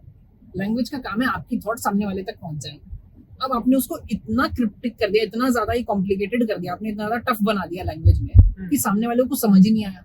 तो उसका जो पूरा पर्पस था वही खत्म हो गया। ये हमारे इंग्लिश के टीचर थे बीटेक में, वो बोला करते थे, अपने आप बहुत अच्छी इंग्लिश थी उनकी, बट वो हमेशा यही बोलते थे कि अच्छी लैंग्वेज हमेशा उसकी मानी जाती है जो सिंपल वर्ड्स में चीजों को लिख सके। आप बहुत सारे एग्जांपल्स देख सकते हैं, इतने इंग्लिश राइटर्स हैं जो आज तक रहे हैं, है ना, फिर भी इंडिया में चेतन भगत की बुक्स इंग्लिश में सबसे ज्यादा पॉपुलर क्यों हो गई यार? क्योंकि उसने कोई डिक्शनरी, हाँ, उसने कोई भी कॉम्प्लिकेटेड वर्ड कभी अपनी बुक में लिखा ही नहीं। यानी हर बच्चे को वो समझ आना चाहिए, हर जो भी आदमी पढ़ रहा है बेसिक इंग्लिश आती है तो चेतन भगत की बुक आपको समझ आ जानी चाहिए। मतलब इट्स लाइक कि किसी को इंग्लिश सीखनी, you can start with Chetan Bhagat. हाँ, आप रस्किन बॉन्ड या ऐसा कुछ डालोगे तो फिर हो गया काम। हाँ, बट ये सेम चीज आपके रिज्यूम पे भी अप्लाई होती है। फिर अगेन उसके पास बहुत कम टाइम है, टेक्निकल डिटेल्स भी लोग इतनी ज्यादा टेक्निकल डिटेल्स लिख देते हैं जो पहली बार में सामने वाला पढ़ के समझ ही नहीं सकता कि इस बात का क्या मतलब है। वो चाहे लैंग्वेज की बात हो रही है या टेक्निकल डिटेल्स की बात हो रही है, आपको हर चीज ऐसी रखनी है कि जो आदमी आपको नहीं जानता, जो आदमी आपके प्रोजेक्ट के बारे में नहीं जानता, आपके ऑब्जेक्टिव के बारे में नहीं जानता, किसी आपको नहीं जानता, पहली बार आपके बारे में सुन रहा है, पहली बार आपका रिज्यूमे देख रहा है, वो 30 सेकंड से 1 मिनट आपके रिज्यूमे पर लगाने वाला है, उसको बात एकदम क्लियर शब्दों में समझ आ जानी चाहिए। फॉर्मेट एकदम सिंपल होना चाहिए। ऐसा नहीं, मैंने देखा बहुत लोग डायरेक्शन मार्क करके रखते हैं रिज्यूमे में कि मेरा रिज्यूमे इधर से पढ़ना स्टार्ट करना है, इस तरह से सांप उसके अंदर लोटे हुए होते हैं, हाँ, और यहाँ पर ले जाकर खत्म करना है। भाई अगर आपको ये बताने की जरूरत पड़ गई कि मेरा रिज्यूमे किस डायरेक्शन में पढ़ना है, इसका मतलब कुछ गड़बड़ हो चुकी है ऑलरेडी, है ना। तो जैसे वो मतलब थोड़ा बेसिकली टॉपिक से हटके है, बट अभी कोई बोल रहा था कि जब ये बेसिकली केसेस चल रहे थे महिलाओं के खिलाफ, यार आपको सिखाना चाहिए लड़कों को कि रेप नहीं करना, लड़कों को सिखाओ कि रेप नहीं करना। तो मुझे उसमें काउंटर पॉइंट भी सही लगा। उसने बोला अगर आपको अपने लड़के को ये सिखाना पड़ रहा है कि बेटा रेप नहीं करते, इसका मतलब कुछ बहुत ज्यादा गलत ऑलरेडी उस लड़के के साथ आपने कर दिया है, कुछ हो चुका है उसकी परवरिश में, वहां तक पहुंचनी ही नहीं चाहिए बात। तो यहाँ पर ये आपको डायरेक्शन अगर बतानी पड़ रही है, आपको चीजें आपने इतनी कॉम्प्लिकेट कर दी है, तो भैया वो ऑलरेडी कुछ गलत कर चुके हो। आपका रिज्यूमे क्लियर शब्दों में कुछ ना कुछ समझा पाए, क्लियर बता पाए। एक बात और मेरे को याद आई, मैंने देखी ऐसे रिज्यूमे ना जहाँ पे, और शायद वो जो फिल्टरिंग वाली बात थी, एल्गोरिथम जो कर रहा है उसमें उसका इम्पैक्ट आता है। बच्चे स्क्रीनशॉट लगा रहे हैं कि प्रोजेक्ट था उसका स्क्रीनशॉट लगा दिया, कोई और अचीवमेंट था उसका स्क्रीनशॉट लगा दिया। Is it okay? It's a big no. ये देखिए अगेन फॉर्मेट में अभी हम तब से यही बातें कर रहे हैं, कितना टाइम हमको हो गया, क्या क्या नहीं करना है ना। हम ये भी बात करेंगे क्या क्या करना है, बट पहले आपको ये देखना है कि मैंने अगर रिज्यूमे में से कुछ भी किया हुआ है तो मेरा रिज्यूमे शायद इसलिए सिलेक्ट नहीं हो पा रहा है। दोनों चीजें मैं यहाँ पर बात करूंगा। पहली बात तो रिज्यूमे के अंदर की अगर हम बात कर रहे हैं, किसी चीज को अगर आप डिपिक्ट करने की कोशिश कर रहे हैं तो फोटो लगा लेना फिर भी ठीक है। हालांकि इन 99% ऑफ द केसेस फोटो नहीं लगाना चाहिए, क्योंकि most of the time resume आप ब्लैक एंड व्हाइट प्रिंट कर रहे होते हैं। जरूरी नहीं आप भी प्रिंट कर रहे होंगे, आप हो सकता है ईमेल कर रहे हो, जो रिक्रूटर है वो सारे इंटरव्यूअर्स को प्रिंट करके दे रहा होगा, तो आधी डिटेल्स उसमें से खत्म हो जाती है ना। रिज्यूमे इन जनरल सिर्फ टेक्स्ट फॉर्मेट होना चाहिए। और आप अगर किसी चीज की फोटो लगा रहे हैं तो अलग बात है, लोग टेक्स्ट की भी जैसे आप बोल रहे हैं स्क्रीनशॉट खींचकर लगा रहे हैं, उसकी सबसे बड़ी प्रॉब्लम ये है, पहली बात तो प्रिंट होने में भी वो गड़बड़ होता है। दूसरी बात, अगर कोई कभी रिज्यूमे के अंदर कुछ सर्च करने की कोशिश कर रहा है, बहुत बार आजकल जैसे ऑनलाइन टूल्स की हम बात कर रहे थे, जो बाद में हम डिटेल में डिस्कस करेंगे, ऑनलाइन टूल्स कीवर्ड्स ढूंढने की कोशिश करते हैं आपके रिज्यूमे के अंदर कि भाई इसने किसी ने भी जावा लिखा हुआ है क्या, किसी ने प्रोजेक्ट सेक्शन दिया है क्या, किसने दिया है। तो आपका अगर स्क्रीनशॉट होगा तो पढ़ ही नहीं पाएगा, उसको तो लगेगा ये फोटो है। तो आपके रिज्यूमे के अंदर कोई भी स्क्रीनशॉट नहीं होना चाहिए, चाहे वो किसी भी चीज के बारे में बात हो रही है। इमेजेस और स्क्रीनशॉट से बचना है। दूसरा, जो मैं फॉर्मेट की बात कर रहा था, बहुत सारे बच्चे अच्छे, मतलब मेरे हिसाब से 20% बच्चे गलती करते हैं कि जो रिज्यूमे दिया वो वर्ड फॉर्मेट में बनाया और वर्ड फॉर्मेट में ही दे दिया। देखिए वर्ड फॉर्मेट की बहुत सारी प्रॉब्लम्स हैं। प्रॉब्लम ये है कि जिसके पास माइक्रोसॉफ्ट वर्ड नहीं है, मेरे पास तो मैक्सिमम वर्ड फॉर्मेट वाले ही आते हैं, तो उसकी दिक्कत है कि जिसके पास माइक्रोसॉफ्ट वर्ड एग्जैक्ट वर्जन नहीं है, उसमें वर्जन में चेंज हो जाता है फॉर्मेट, बिल्कुल हो जाता है। वो बोलता है ये चीजें मैं नहीं दिखा सकता, समथिंग लाइक, या एक पेज का रिज्यूमे कहीं पर 2 पेज का खुल रहा है। कुछ चीजों की जो फॉर्मेटिंग आपने अपने हिसाब से की थी वो गड़बड़ हो गई। अब मैं उसको एप्पल के कंप्यूटर पे खोल रहा हूँ, मैं उसको वेबसाइट पर कहीं ऑनलाइन प्रीव्यू कर रहा हूँ, जो वर्ड फॉर्मेट है ये कांस्टेंट नहीं रहता, समय के साथ चेंज हो जाता है, कहाँ आप खोल रहे हैं उसके हिसाब से चेंज हो जाता है। तो आप अपना रिज्यूमे वर्ड में बनाए जरूर, बट जब आप कहीं पर भी सबमिट कर रहे हैं तो सिंगल एक्सेप्टेबल फॉर्मेट होना चाहिए, पीडीएफ। बहुत सारे लोग उसको भी एज इमेज एक्सपोर्ट कर देते हैं, पूरे रिज्यूमे की एक इमेज बना कर देते हैं।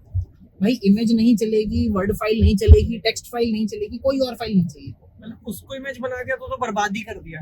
तो आपको पीडीएफ बनाना है। अगेन पीडीएफ फॉर्मेट जिसलिए बनाए वो इसलिए बनाए कि चीजों को प्रिंट किया जा सके। तो आपका रिज्यूमे अगर प्रिंट हो रहा है तो एग्जैक्टली वैसा ही होगा जैसा पीडीएफ फॉर्मेट में आपको दिख रहा है। कई बार ऐसा भी होता है आपने वर्ड को पीडीएफ बनाया है, वहीं गलती पकड़ में आ गई कि यार इसने तो मेरा रिज्यूमे ही चेंज कर दिया, मेरा फॉर्मेट ही चेंज कर दिया। तो आपको रेज्यूमे सिर्फ एक ही फॉर्मेट में देना। अच्छा, उसमें एडिट नहीं हो पाता। कई बार ऐसा होता है किसी ने आपका रेज्यूमे खोला, रिक्रूटर जब कुछ कर रहा था, प्रिंट कर रहा था, गलती से कुछ डिलीट कर दिया। पीडीएफ फॉर्मेट में आप चेंजेस भी नहीं कर सकते। तो जो आपने रेज्यूमे दिया वही आपका रेज्यूमे सर्कुलेट होगा, कोई उसमें चेंजेस नहीं कर पाएगा इजीली, मतलब गलती से नहीं कर पाएगा। तो रेज्यूमे सिर्फ एक फॉर्मेट में देना है, पीडीएफ में, और उसमें कोई भी इमेजेस का, स्क्रीनशॉट्स का इस्तेमाल नहीं करना। ये बिल्कुल नो है, हमेशा पीडीएफ नहीं होना चाहिए। बस फोटो में भी एक एक्सेप्शन जिसकी हमने बात की है कि which is like an image जो आप वहां पे रख सकते हो। उसके अलावा बच्चे वाले जब मैं अपने जो मेरे अचीवमेंट्स हैं, है ना, खासकर हम तो आईटी वाले फील्ड की बात कर रहे हैं, तो वहां पे उसने कितने प्रोजेक्ट्स किए हैं, वो गिटहब पे हो सकता है, लीड कोड हो सकता है, लिंक्डइन हो सकता है। तो क्या इन सब का लिंक बताना चाहिए, इट इज रिक्वायर्ड, या फिर हम ये मान के चल रहे नहीं वो ढूंढ लेगा खुद से? पहली बात तो अगर वो ढूंढने तो वाला नहीं है, कुछ भी नहीं करने वाला। हाँ, उसके पास तो 20-30 सेकंड है देखने के लिए। अगर आपने 20-30 सेकंड में उसको इंटरेस्ट पैदा कर लिया, हाँ, तो हो सकता है वो और टाइम आपके रिज्यूम पे देने वाला है ना। ये टिंडर की तरह है, जैसे आप प्रोफाइल स्वाइप करते हैं ना, किसी की आपको फोटो अच्छा लगता है, कुछ अच्छा लगता है, तब आप खोल कर देखते हैं अंदर की क्या है ना। अगर पहली नजर में अच्छा नहीं लगा तो गया। ऐसा होता है क्या? उल्टा मार रहे सर, कम बैक। तो यहाँ पर क्या है, आपको लिंक्स इसलिए देने हैं कि कोई हो सकता है लिंक्स देखकर, किसी ने लिंक्स दिए हुए हैं तभी क्लिक करके देख ले कि एक बार देखता हूँ उसकी प्रोफाइल में क्या है ना। तो और ये प्रोफाइल बनाना भी समय के साथ बहुत इंपॉर्टेंट है। अगर आपको ऐसा लग रहा है कि आप कॉम्पिटिटिव कोडिंग करते हैं, सर मेरा डीएस से बहुत अच्छा है, तो भाई लीड कोड का या ऐसे किसी का भी हैकर रैंक का वगैरह का जो भी वेबसाइट्स है, उसका लिंक होना कंपलसरी है आपकी मान। ये मतलब ये दिखाने के लिए बहुत अच्छा प्रूफ है, डेमोन्स्ट्रेशन है कि सर देखो मैं ये काम करता हूँ। वरना क्या होता है ना, सर मैंने 4 प्रोजेक्ट किए हुए हैं, गिटहब का लिंक भी दिया हुआ है रिज्यूमे में, आप खोलकर देखते हो 15 दिन पहले चारों के चारों एक ही दिन एक ही कमिट में डाले हुए। तो इसके दो ही मतलब है, या तो आपको पहले गिटहब चलाना ही नहीं आता था, या ज्यादा जिसकी प्रोबेबिलिटी है वो ये है कि किसी दोस्त से आपने प्रोजेक्ट जुगाड़े, ऑनलाइन जुगाड़े, और एक ही दिन उठाकर गिटहब पर डाल दिया, है ना। तो ये आप अगर 2 साल से लगातार कोड कर रहे हैं, लगातार उसको गिटहब पर चेक इन करते हैं और आपकी प्रोफाइल बनती है, तो वो प्रोफाइल का अगर आप कहीं लिंक देंगे तो वो एक अनडिस्प्यूटेबल प्रूफ है। इसको कोई डिस्प्यूट नहीं कर सकता कि भाई ये बच्चा सच में 2 साल से कोडिंग कर रहा है। हम भी जैसे किसी को हायर करते हैं, कोई ग्राफिक डिजाइनर है, बिल्कुल, है ना, या कोई यूट्यूबर है ना, किसी को कोलैब करना है, अपना बताना है मैं कौन हूँ, तो मैं सबसे पहले अपने चैनल का लिंक दूंगा ना यार, कि भाई यहाँ जा मेरा काम देख, जिसको मैं चेंज नहीं कर सकता। ये मैंने अभी कल बैठ के पिछले 2 साल की हिस्ट्री नहीं बना ली है, ये कोई पब्लिक फोरम है, गिटहब है, तो आप उसमें पिछली डेट में जाकर आप चेक इन नहीं कर सकते। तो वो डेमोन्स्ट्रेट कर रहा है। या लीड कोड में सर मैं देख लो आप, मैंने 400 प्रॉब्लम सॉल्व की है और पिछले 1 साल में की है, वो भी एक दिन में बैठ के कहीं से उठा के सोल्यूशन नहीं चिपकाए हैं। तो वो जो टाइमलाइन वाइज जो पूरा का पूरा सिस्टम बनता है, उसका कोई वो नहीं है, ब्रेक नहीं है। आपको ये रखना ही रखना है अगर आपके पास कोई भी प्रोफाइल है दिखाने लायक। दूसरा, लिंक क्लिकेबल होना चाहिए। बहुत सारे लोग लिंक डाल देते हैं बट वो क्लिकेबल नहीं होता। अभी एज ए इंटरव्यूअर मेरी जिम्मेदारी है कि मैं पहले उसको कॉपी करूं, फिर ले जाऊं, फिर पेस्ट करूं। वो भी गलत हो सकता है, ध्यान से कुछ और लिंक करना। आजकल 70%, 60-70% टाइम्स में रिज्यूमे आपका मेल में घूम रहा होता है, प्रिंट होता ही नहीं। तो उस केस में जब प्रिंट होगा तो क्लिकेबल नहीं होगा ऑब्वियसली, बट जब वो प्रिंट नहीं हो रहा है उस केस में भाई क्लिकेबल होना चाहिए। आदमी क्लिक करके जा पाए जहां जाना है, आपकी प्रोफाइल जाके क्विकली चेकआउट कर पाए। तो ये लिंक्स डालना जरूरी है। एक मैं बात इसमें और ऐड कर दूं, मैंने देखा, मैंने बच्चों को बोला भाई ये सब लिंक क्यों नहीं डाले, क्या अच्छा सर डाल लाता हूँ। उसका उसमें फेसबुक का लिंक डाल दिया, इंस्टाग्राम का लिंक डाल दिया अपनी प्रोफाइल का। तो अगर वहां सच में कुछ प्रोफेशनल नहीं है दिखाने के लिए, आप फोटोग्राफर नहीं है, अगर आप यूट्यूबर नहीं है, तो भैया इन सब प्रोफाइल का लिंक नहीं डालना है। जो भी आपका प्रोफेशनल काम दिखाता है उस प्रोफाइल का लिंक डालना है। ठीक बात है। अच्छा, एक बहुत इंपॉर्टेंट सेक्शन मिस कर गए थे, भी बात कर लेता हूँ उसकी। ये जो हमारा एजुकेशन सेक्शन है, स्कूल कॉलेज जो भी हमने किया, उसमें परसेंटेज होना चाहिए कि नहीं होना चाहिए, बोर्ड बताना है कि नहीं बताना है, किस साल पास आउट हुए वो सब बताना है कि नहीं बताना, उसमें बहुत कंफ्यूजन होता है। और कुछ बच्चे अपनी परसेंटेज भी मार्क कर रहे होते हैं, कुछ बच्चे तो ये भी लिख रहे होते हैं कौन से बोर्ड से किया। तो कितनी इंफॉर्मेशन देनी है, और यहाँ पर आई थिंक ये भी इम्पोर्टेंट हो जाएगा कि कौन बना रहा है रिज्यूमे।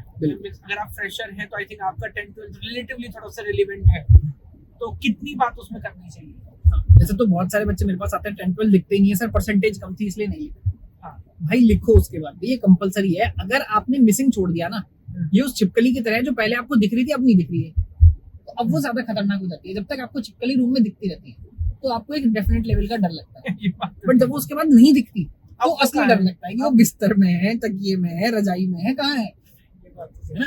तो अगर आपने 10-12 की परसेंटेज नहीं लिखी तो अब ये मेरे लिए रेड फ्लैग है। अब तो मैं मानकर चल रहा हूँ कि 30 ही होगी, हाँ। या आप 2-3 साल फेल होंगे, बीच में वहाँ ईयर गैप है जो आप नहीं दिखाना चाह रहे। तो अगर आप फ्रेशर हैं या 1-2 साल एक्सपीरियंस तक भी हैं तो 10th भी लिखना है, 12th भी लिखना है, आपने ग्रेजुएशन पोस्ट ग्रेजुएशन किया है वो भी लिखना है। हालांकि बहुत जगह नहीं लगानी। लिखना से क्या मतलब है हमारा, क्या लिखना है?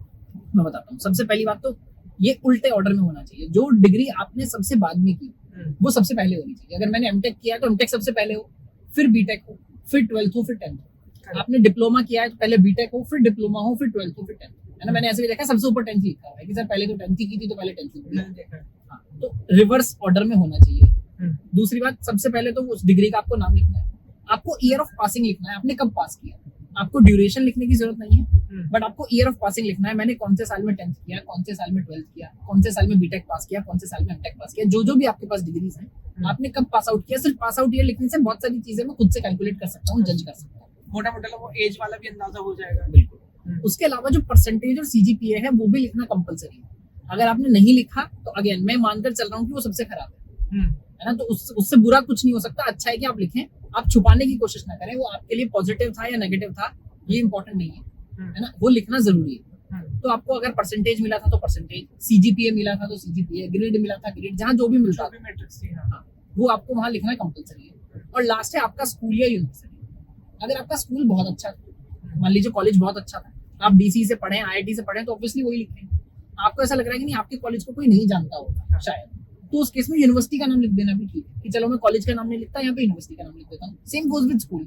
अब आप डीपीएस से पढ़े तो डीपीएस लिख सकते हैं, केंद्रीय विद्यालय से पढ़े केंद्रीय विद्यालय लिख सकते हैं। तो ठीक है, मतलब अगेन वो बोलता है कि मैंने सेंट स्टीफन से किया है, मैंने इस कॉलेज से किया, वरना बोल देगा मैंने दिल्ली यूनिवर्सिटी से किया है। हाँ, तो मेरे को समझ आ रहा है कि ठीक है किसकी, या बच्चा बोल देता सर एकेटीयू से किया है। बहुत बार बोर्ड लिखना इसलिए भी रेलेवेंट होता है, वो कई बार कॉन्टेक्स्ट देता है। यानी अगर आपने 80% नंबर लिखे हुए, 85% नंबर लिखे हुए, आप आईसीएसई बोर्ड से हैं तो उसका अलग मतलब है, सीबीएसई से हैं तो आप शायद थोड़ा बेसिकली थोड़ा सा उससे होशियार हैं, पर अगर आपने यूपी बोर्ड से 80% नंबर लिया है तो मतलब सच में होशियार है ना। तो कई बार स्कूल के नाम के बजाय बोर्ड लिखना थोड़ा सा ज्यादा रेलेवेंट होता है, ज्यादा अच्छा होता है। तो वो मैं आपकी जजमेंट कॉल पर छोड़ता हूँ कि कहाँ आपको स्कूल या कॉलेज का अपने नाम लिखना है और कहाँ यूनिवर्सिटी का नाम। मतलब जो हमारा पहले वाला पॉइंट था अल्टीमेटली वही है, अगर वो स्ट्रेंथ है, बिल्कुल, अगर आपको लगता है उससे पॉजिटिव इम्पैक्ट आएगा then it is okay to go into that detail. Otherwise board तो लिखना ही है, करेक्ट है ना, उसको आप नहीं स्किप, ब्लैंक नहीं छोड़ना है। तो हमको सारी एजुकेशन भी लिखनी है, ईयर ऑफ पासिंग लिखना है, कितना परसेंटेज आया वो लिखना है, और कौन सा बोर्ड था वो लिखना है। अगर वहां पर आपकी कोई बहुत स्पेसिफिक एकेडमिक अचीवमेंट थी तो वो भी आप कई बार उसी सेक्शन में ऐड कर सकते हो। जैसे बहुत सारे लोग हैं कि सर मेरे को तो गोल्ड मेडल मिला था या मैं फर्स्ट आया, तो वो आप अलग से सेक्शन बनाकर भी लिख सकते हो अचीवमेंट्स में। बट कई बार एजुकेशन में डायरेक्टली लिख देना भी ठीक है कि मतलब मैं 12th में वहां फर्स्ट आया था तो आपने वो भी वहीं पर लिख दिया, या मैंने बोर्ड टॉप किया था, मेरी बोर्ड में कोई रखती है। अगर कोई भी अगेन कोई भी चीज ऐसी है जिससे आप सेलेक्ट हो सकते हैं, जिससे मुझे ऐसा लगेगा कि हाँ इस बच्चे ने कभी तो जिंदगी में मेहनत की, कभी तो इसने अच्छा किया है, तो वो वहां पे मेंशन कर देना ठीक है। So that is a very very important point, क्योंकि इसमें मैंने देखा है बहुत कंफ्यूजन होता है एजुकेशन के हिसाब से, कहाँ कम लिख रहे हैं कहाँ ज्यादा लिख रहे हैं वो चीज। और ऑर्डर भी आपने बताया बहुत इंपॉर्टेंट है ना, उल्टा रिवर्स क्रोनोलॉजिकल ऑर्डर जिसको बोलते हैं, रिवर्स ऑर्डर में आपको लिखना है। जो सबसे बाद में किया वो सबसे पहले, उसका उससे कम उससे कम उससे कम। अच्छा, इसमें कोर्सेज वगैरह नहीं लिख देने हैं। सर मैंने यूट्यूब से यहाँ पर कोर्स किया था, 2 महीने का कोर्स किया था। डिग्री में और कोर्सेज वगैरह में फर्क है। हाँ, तो यहाँ आपको सिर्फ जो आपने प्रॉपर डिग्री या डिप्लोमा इस टाइप की जो चीजें की हैं सिर्फ वही लिखना है जो एजुकेशन सेक्शन में आएगा।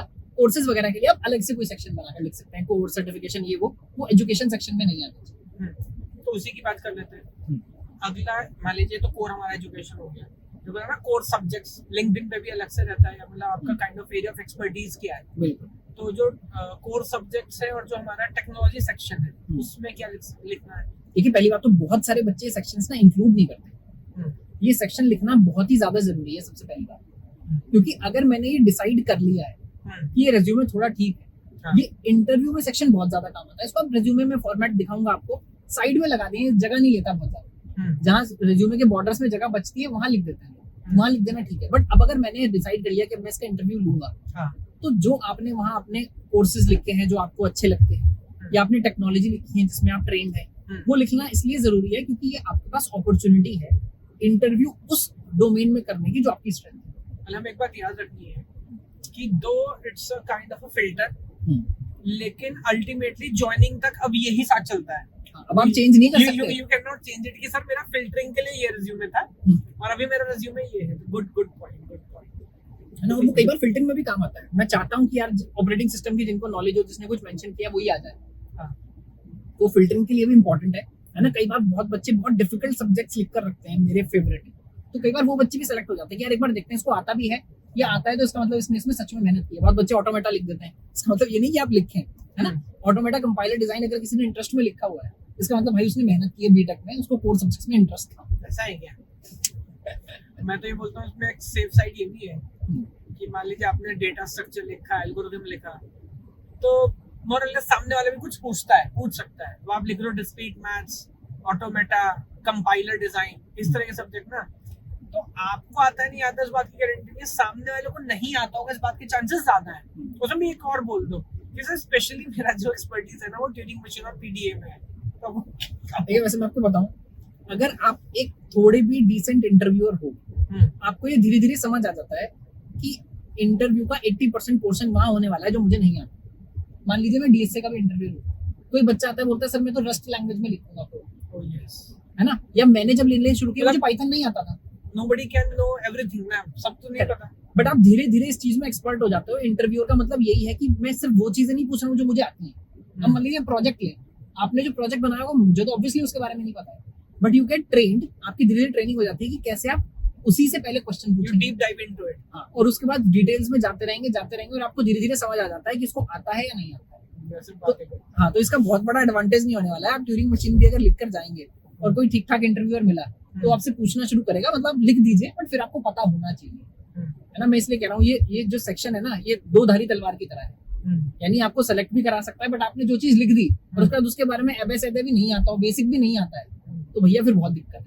फिर मुझे लगता है कि इसका मतलब जो आपने स्ट्रेंथ लिखा यही नहीं आता, तो जो बाकी है वो तो छोड़िए। क्या लिखे वो नॉर्मली कोर सब्जेक्ट्स में 2-3 ऑपरेटिंग सिस्टम, डीबीएमएस, जाम तौर पे कोर सब्जेक्ट जनरली। हाँ देखिए, जनरली जो भी आपके कोर सब्जेक्ट में से आपको लगता है आपकी स्ट्रेंथ है वो सब्जेक्ट लिखिए। मत सोचिए कि सामने वाले को सब्जेक्ट कैसा लगेगा, या उसको क्या चाहिए, या उसको क्या चाहिए। अच्छा, जो आपकी स्ट्रेंथ है उस पर खेलना है। तो 4 साल में 40 सब्जेक्ट पढ़े हैं, कुछ ना कुछ तो ऑब्वियसली ऐसा होता है किसी के लिए कि यार ये मेरे को अच्छा लगता है। करेक्ट। और जो हमारा टेक्नोलॉजी सेक्शन है वो सेम चीज गोज विद टेक्नोलॉजी। आपने चाहे एचटीएमएल ही ढंग से सीखा है, जो आपको, जिस पर आप क्वेश्चन आंसर के लिए तैयार है ना। देखिए अगेन मैं दोबारा ये बोलता हूँ, अगर आपने कई बार इंटरव्यूअर को डायरेक्शन ही नहीं दी ना, तो फिर उसका जो मन करेगा वो आपसे पूछेगा।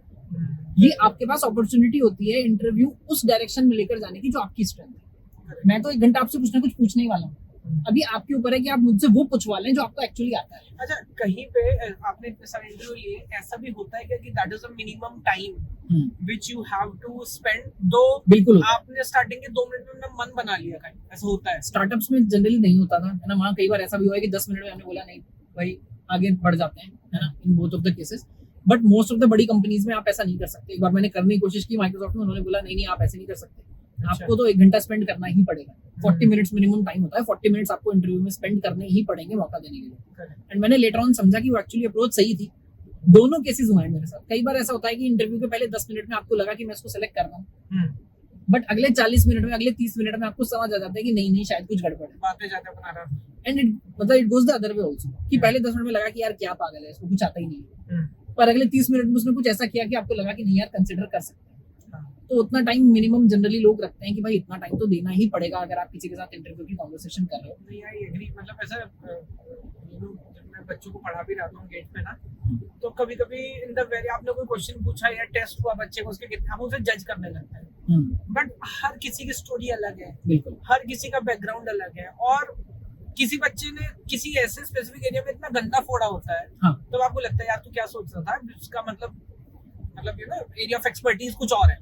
यहाँ पे आपको ये भी समझना है कि जब आप फ्रेशर को इंटरव्यू करते हैं ना, तो in most of the cases correct attitude interview में बहुत ज्यादा वेटेज रखता है, जो बच्चे समझते नहीं है ना। और एक ये पॉइंट कि क्या इसने लाइफ में कभी भी किसी भी चीज में मेहनत की है, क्या इसने स्पोर्ट्स में मेहनत की है, इसने डांस करने में मेहनत की है, इसने पढ़ाई में मेहनत की है। पढ़ाई में किया हो तो ऑब्वियसली बहुत अच्छा है, बट मैं देखना चाहता हूँ कि आप मेहनत करना जानते भी हो या नहीं जानते। पढ़ाई छोड़ कुछ भी फोड़ा है, हाँ, कोई भी चीज। जैसे कई बार एक बार मेरे पास एक बच्चा आया इंटरव्यू में, ठीक बता रहा था, बट उसके बाद उसने ऐसी बोला कि सर मैं क्रिकेट का भी मेरे को बहुत शौक है।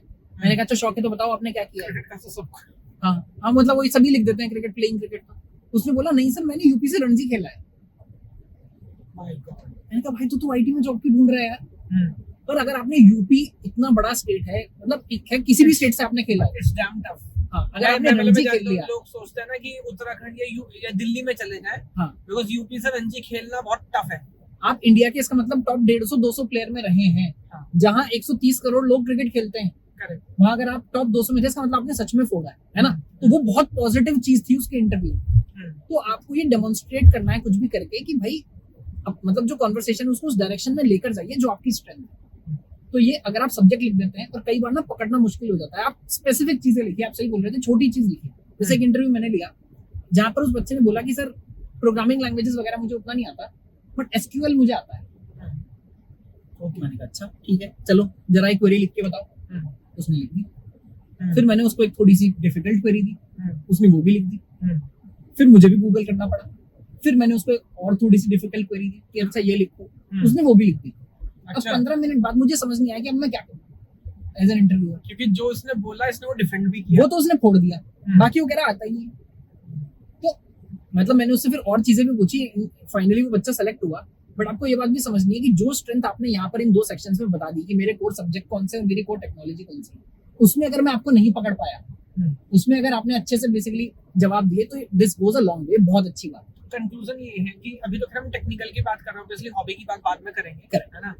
तो बहुत लंबी लिस्ट नहीं होनी चाहिए। कुछ बच्चों को लगता है कि भर दो से 2-3-4 लाइन में ये बाद में मैं तो बोलता हूँ छोटा झूठ या बड़ा झूठ, झूठ तो झूठ है। अगर एक भी पॉइंट ऐसा है कि आप डिफेंड नहीं कर पाए अच्छे से, तो फिर मजा नहीं आएगा। मैं जैसे कह रहा था, एटीट्यूड की बात है ना। अगर इंटरव्यू में आप झूठ बोलते हुए पकड़े गए, तो योर इंटरव्यूज होगा। मेरा ट्रस्ट गया। एक सबसे गलत काम जो आप इंटरव्यू में कर सकते हो वो झूठ बोलना है। अगर प्रोजेक्ट नहीं बनाया है ना, तुरंत कान पकड़ के बोल दो सर मैंने नहीं बनाया। वरना अगर आप पकड़े गए तो आपका इंटरव्यू ओवर हो गया। आपने क्या अच्छा किया क्या खराब किया कोई मैटर नहीं था, झूठ बोला तो गए। ठीक है, तो ये बात समझ आती है कि कुछ सब्जेक्ट्स जो आपके सच में फेवरेट, आप जेन्युइनली वो लिखो। और उसके अलावा 1-2 टेक्नोलॉजीज जो भी आपने काम किया है, वेदर इट इज HTML, वो सुनने में भले इतना कूल ना लगे, बहुत बेसिक चीजों कोई बात नहीं है ना। मुझे पता होना चाहिए आपका करेक्ट लेवल क्या है एज एन इंटरव्यूअर, और आप किस जॉब के लिए रेलेवेंट हो। देखिए आपके लिए भी वही अच्छा है कि आप सही जॉब में जाओ। जैसे मेरे एक सीनियर थे माइक्रोसॉफ्ट में, चंदन नाम था उनका, चंदन ठाकुर। एक बार हम उनसे ऐसी बात कर रहे थे, मतलब हमारे यहाँ, मैं एक्चुअली नाम नहीं लूंगा स्पेसिफिकली, बट हमारे यहाँ एक सीनियर इंजीनियर हायर हुए, है ना। और सभी की अंडरस्टैंडिंग ये थी उनके साथ 1 साल काम करने के बाद कि यार इनको बहुत ज्यादा ना आता नहीं एक्चुअली। जो सीनियर इंजीनियर बाहर से हायर हुए, और उसके बाद सबको ही ऐसा लगने लगा कि वो बहुत सारी चीजों में काम से बचते थे, ड्रामा सा फैला देते थे मीटिंग में। मतलब कल्चर थोड़ा खराब होना शुरू हो गया उनके लिए भी अपने लिए भी। तो लोग आपस में, भाई ऑफिस में आप क्या करते हो, हाँ चाय पीने पे आप बुराई करते हो, तो सब लोग आपस में ये सब बातें कर रहे हैं। माइक्रोसॉफ्ट में भी होता है हर जगह यही होता है ना। मैं बोलता हूँ हमेशा कि गर्लफ्रेंड की, बीवी की और बॉस की बुराई करने का हक सबको होता है, वो चाहे जितना अच्छा हो चाहे जितना खराब हो। गर्लफ्रेंड की, बीवी की और बॉस की, आप हमेशा बुराई कर सकते हो, है ना। तो खैर चंदन ने उस समय, हमारे बच्चे ज्यादातर अपने कॉलेज की बुराई करते हैं। हाँ, कॉलेज की, प्रोफेसर की, मतलब वही जो भी आपके लिए अथॉरिटी है ना, उसकी बुराई करना एकदम ठीक, मतलब आपका जन्मसिद्ध अधिकार है, कोई छीन नहीं सकता। सरकार की, हाँ सरकार की। तो चंदन ने ऐसी बोला कि यार बहुत सारे लोग कई बार बस ये सोच लेते हैं कि मैं इंटरव्यू किसी तरह क्रैक कर लूं, इंटरव्यू निकाल लिया और गलत जॉब रोल में फंस गए। आपके करियर के लिए उससे खराब चीज कभी कोई नहीं है कि आपको अगर ऐसा लग रहा है कि आप जूनियर लेवल पर अभी काम कर रहे थे और किसी ने आपको सीनियर पोजीशन दे दी, तो आप ये मानिए आपका करियर खराब कर दिया है। हम आजकल भी देखते हैं मार्केट में, कोई नई कंपनी आती है, पैसे दे देती है किसी को, और उसके बाद होता ये है कि उसका करियर ही आपने एक्चुअली खराब कर दिया। मैं एक दूसरा एग्जांपल में दूंगा, बहुत इंपॉर्टेंट बात है कि संदीप मेश्वरी सर जो है अपना यूट्यूब चैनल चलाते हैं, तो उसमें गेस्ट ऐसा कैरी मिनाती है। तो एक बंदा ऐसे ऑडियंस में खड़ा होकर बोला कि सर मेरे चैनल के लिए आप एक शाउट आउट दे दो, और आप एक बार बोल दोगे तो हो सकता है मे भी 1 लाख सब्सक्राइबर तो ऐड हो जाए। तो कैरी ने बोला कि मैं दे सकता हूँ, बट तेरा चैनल मर जाएगा, तो डोंट, उसकी भीख मत मांग, उसको अर्न कर, क्योंकि वो 1 लाख लोग फैन तो मेरे हैं, मेरे कहने सब्सक्राइब कर लेंगे, वीडियो को भी देखेंगे नहीं, तो उससे बेटर है कि 2000-3000 लोग हो, बट एक्चुअली वो हो जो आपका वीडियो, आपका कंटेंट देखना चाहते हो। वरना यूट्यूब को लगेगा ये कंटेंट ही खराब बना रहा है, कोई देख ही नहीं रहा है। जैसे आपने भी अगर अभी सब्सक्राइब नहीं किया तो सब्सक्राइब कर देना कंप्लीट कोडिंग, अगर सच में जेन्युइनली कंटेंट अच्छा लगता है। ये एक्चुअली भी रिसेंटली दूसरे में यूट्यूबर का नाम लेता हूँ, MKBHD करके एक यूट्यूबर है, उनका भी मैं पॉडकास्ट सुन रहा था, वो यही बोल रहे थे कि अगर आपके सब्सक्राइबर्स ऐसे हैं जो आपकी वीडियो रेगुलरली नहीं देखते हैं, तो that is actually a negative signal YouTube के लिए। कि भाई इसके तो सब्सक्राइबर ही इसकी वीडियो नहीं देखते, तो मैं किसी और को कैसे रिकमेंड करूँ। करेक्ट। तो उसे बोल रहा था कि मैंने एक्चुअली सब्सक्रिप्शन के लिए बोलना बंद कर दिया। मैं हमेशा ये बोलता हूँ कि आगे का अगर मेरा कंटेंट देखना है तो सब्सक्राइब कर लेना, वरना मत करना। मुझे रेलेवेंट सब्सक्राइबर ही चाहिए, जेन्युइनली अगर करना। हाँ, आप अगर सच में यही कराना चाहते हो। Good point. ठीक है, अब आ जाता है सबसे इम्पोर्टेंट सेक्शन, जो कि फ्रेशर के लिए आई थिंक सबसे इम्पोर्टेंट है, which is like project. Because उसका एक्सपीरियंस तो है नहीं बताने के लिए, और बहुत सारे बच्चे ऐसे हैं जो प्रोजेक्ट में कहीं ना कहीं गोल है। तो सारी चीज जिसने एक्चुअली जेन्युइनली काम किया है वो क्या करे, और जिसने थोड़ा वहाँ गड़बड़ घोटाला किया है वो क्या। बिल्कुल ठीक बात है। देखिए, इसमें ना तीनों चीजें इंपॉर्टेंट है। सबसे पहली बात तो ये बात सही है कि ये चाहे आप अगर एक्सपीरियंस्ड हैं तो आपने जिस कंपनी में किसी प्रोजेक्ट पर काम किया है वो सबसे इंपॉर्टेंट बात हो जाती है। बट एज अ फ्रेशर अगर सिर्फ एक सेक्शन मुझे कोई बोले कि किसी के रिज्यूमे का आप सिर्फ एक सेक्शन ही देखकर जज कर सकते हैं और कुछ नहीं देखना, तो मैं वो प्रोजेक्ट सेक्शन पिक करूंगा कि प्रोजेक्ट सेक्शन से आपकी जो असलियत है वो निकल आती है ना। यही वो सेक्शन भी है जिसमें सबसे ज्यादा गड़बड़ झाला किया जाता है। कहीं से उठा लिया, चिपका दिया, अपने आप काम नहीं किया था, बस टीम में थे, है ना, दोस्त से बोल दिया भाई मेरे को भी टीम में रख ले, उसके बाद वो प्रोजेक्ट लिख दिया। टीम क्या भाई, उसके हाथ पैर जोड़े कि फोटो कॉपी मैं करा के लाऊंगा, बाइंडिंग में करूंगा, पैसे में दूंगा, रिपोर्ट में बना दूंगा। इतने मीम भी चल रहा है ना, बाद में जेम्स बॉन्ड की तरह चल रहा है जैसे सौखा मिलन, वो तो चूजा पीछे खड़ा रहता है जिसने सच में काम किया है। तो प्रोजेक्ट सेक्शन सबसे पहली बात तो सबसे इम्पोर्टेंट है। तो इसके लिए आपको थोड़ी सी पहले से मेहनत करनी पड़ेगी। ये वो सेक्शन है जिसमें आप सिर्फ रिज्यूमे बना सकते हैं, आपको प्रोजेक्ट पहले बनाना है, उसके बाद लिखना है ना। जैसे मैंने कहा, कोई भी अगर एक्सपीरियंस इंटरव्यूअर है ना, वो 5 मिनट आपसे बात करके बता सकता है कि ये प्रोजेक्ट आपने बनाया था या चिपकाया था। अच्छा, हाँ, बात तो सही है ना। तो वो पता चल जाता है कि आपने ये जेन्युइनली बनाया या नहीं बनाया। तो पहली बात तो प्रोजेक्ट अपने आप बनाना है। अब ये बात है कि सर मैंने तो बनाया ही नहीं प्रोजेक्ट, तो मैं क्या करूँ। तो देखिए, आजकल बहुत आसान तरीका है। लोगों को लगता है कि बहुत कॉम्प्लिकेटेड प्रोजेक्ट ही लिखना है, कुछ बड़ा काम किया होना चाहिए वही लिखना है। भाई जो असलियत है वो लिखो। अगर आपने सच में कुछ बड़ा काम नहीं किया है तो जो छोटा काम किया है वो लिखो। आप हमारे YouTube कोर्सेज देख लीजिए, हर कोर्स में हम 2-2, 3-3, 4-4 प्रोजेक्ट करा रहे होते हैं। 10 घंटे की, 12 घंटे की, 15 घंटे की वीडियो है, उसमें मैंने 3-4 छोटे प्रोजेक्ट करा दिए, एक बहुत बड़ा प्रोजेक्ट भी करा दिया। अगर आपने कुछ भी नहीं किया है, आप अभी 3rd ईयर फाइनल ईयर में, तो इसी तरह के प्रोजेक्ट वो भी साथ में बनाइए। ऐसा नहीं कि उसमें मैंने जो गिटहब का लिंक दिया उसी को कॉपी कर दिया। अपने हाथ से लिखनी है एक एक लाइन, कहीं से उड़ाना नहीं है ना। आप वही बना लो जो काम आप जल्दी से कर सकते हो। मान लो 1 हफ्ते में कर सकते हो, 1.5 हफ्ते में कर सकते हो। अगर कंपनी आ रही है तो कम से कम वो प्रोजेक्ट बना लो, उसको गिटहब पर चेक इन करो, उसी को लिख दो कि भाई ये प्रोजेक्ट मैंने बनाया है। इंटरव्यू पूछो तो बताओ कि भाई ये रेफरेंस है, टीचर के साथ मैंने ये प्रोजेक्ट बनाया था। It is totally fine to start including that. आप अगर आप 2nd ईयर में है तो वहां से अपने रिज्यूमे में उसको ऐड करना स्टार्ट कर दो कि भैया ये मैंने ऐड कर लिया। तो एक मतलब इम्पोर्टेंट बात मेरे को जो समझ आया वो ये कि प्रोजेक्ट लोगों को लगता है कि एकदम ताजमहल बनाना है, हाँ, और उसी की वैल्यू है, सच्ची चीज की वैल्यू है। बिल्कुल। आप कोई चोरी का माल दिखा रहे हो, आप उसको मतलब नहीं समझो कि उसको आप चीट कर रहे हो या हाँ, कर पाओगे। उसको पता है भाई वो रोज के 50, 60, 100 प्रोजेक्ट देख रहा है। तो आप छोटा बनाओ, जेन्युइन बताओ। और मैं एक टाइम पे बीटेक के बाद ना, जब मैंने गेट का एग्जाम लिखा था, तो एक MBA का कॉलेज है निटी मुंबई, है ना, उसका इंटरव्यू था। तो उसके लिए मैं प्रिपेयर कर रहा था। तो मेरे कजन भाई हैं, मैं उनके पास गया कि यार मेरा आप एक मॉक इंटरव्यू ले लो। तो बहुत सारे उसमें क्वेश्चन उन्होंने पूछे। एक ऐसा था, बोले कि यार ये तूने कैसे बोला है।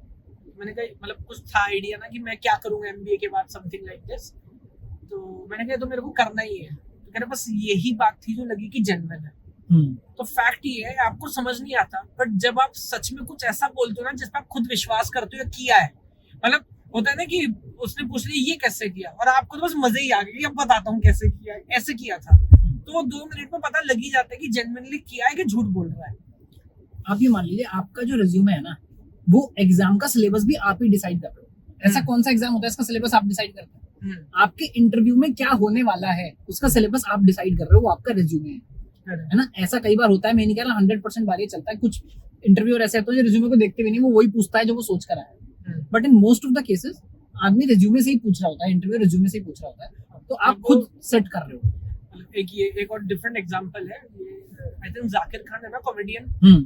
तो होता है ना, हर कोई अलग अलग सेट लिख रहा है। कुछ सेट ऐसा होता है कि ऑडियंस के साथ क्लिक करता है, कुछ नहीं करता। तो फैक्ट ये है कि जाकिर खान से पूछा तुम्हारा हर बार क्यों क्लिक करता है, कि उसने वही बोला क्योंकि जो मैं जो बोलता हूँ वो सब सच होता है। सच मतलब फिर अगर मैं कोई किस्सा भी सुना रहा हूँ ना, तो आइदर द लोकेशन और द टाइम और द स्टोरी, अब जैसे मैं थोड़ा मिर्च मसाले लगाता हूँ बट वो रियली मेरी लाइफ में हो चुका है, वो रियल लाइफ ऑब्जर्वेशंस होते हैं छोटे छोटे ना, जो जब मुझे कन्विक्शन है मेरे साथ हुआ है, मेरे को याद नहीं करना, प्रिपेयर नहीं करना, तो सामने वाले को भी हिट करता है। ये सेम बात जो एक दूसरा कॉमेडियन है अनुभव सिंह बस्सी, वो हाँ। भी यही बोला था हाँ। कि लोगों को ऐसा लगता है मैं अपने कॉलेज के एक बहुत कैरेक्टर बना लिया, बहुत अजीब अजीब किस्से सुना रहा हूँ कि ये हुआ नहीं होगा। हाँ। भाई यही हुआ है मेरी जीवन है, मैंने यही किया है। तो वो बात हमेशा जो जेन्युइन बात होती है वो निकल के आती है। सेइंग दैट, मैंने जैसे कहा कि आप बिल्कुल बेसिक प्रोजेक्ट बनाए वही लिखें, फिर साथ साथ ये रियलाइज करें कि यार मेरे पास कुछ है ही नहीं लिखने के लिए, मैं क्या कर रहा हूँ 4 साल बीटेक में, मैं जो भी डिग्री कर रहा हूँ। तो फिर आप थोड़े से बेटर प्रोजेक्ट बना सकते हैं, आप कोलैबोरेशन में भी बना सकते हैं, जो आपको लग रहा है कि आपसे बहुत अच्छा है उसके साथ प्रोजेक्ट बनाना स्टार्ट करें।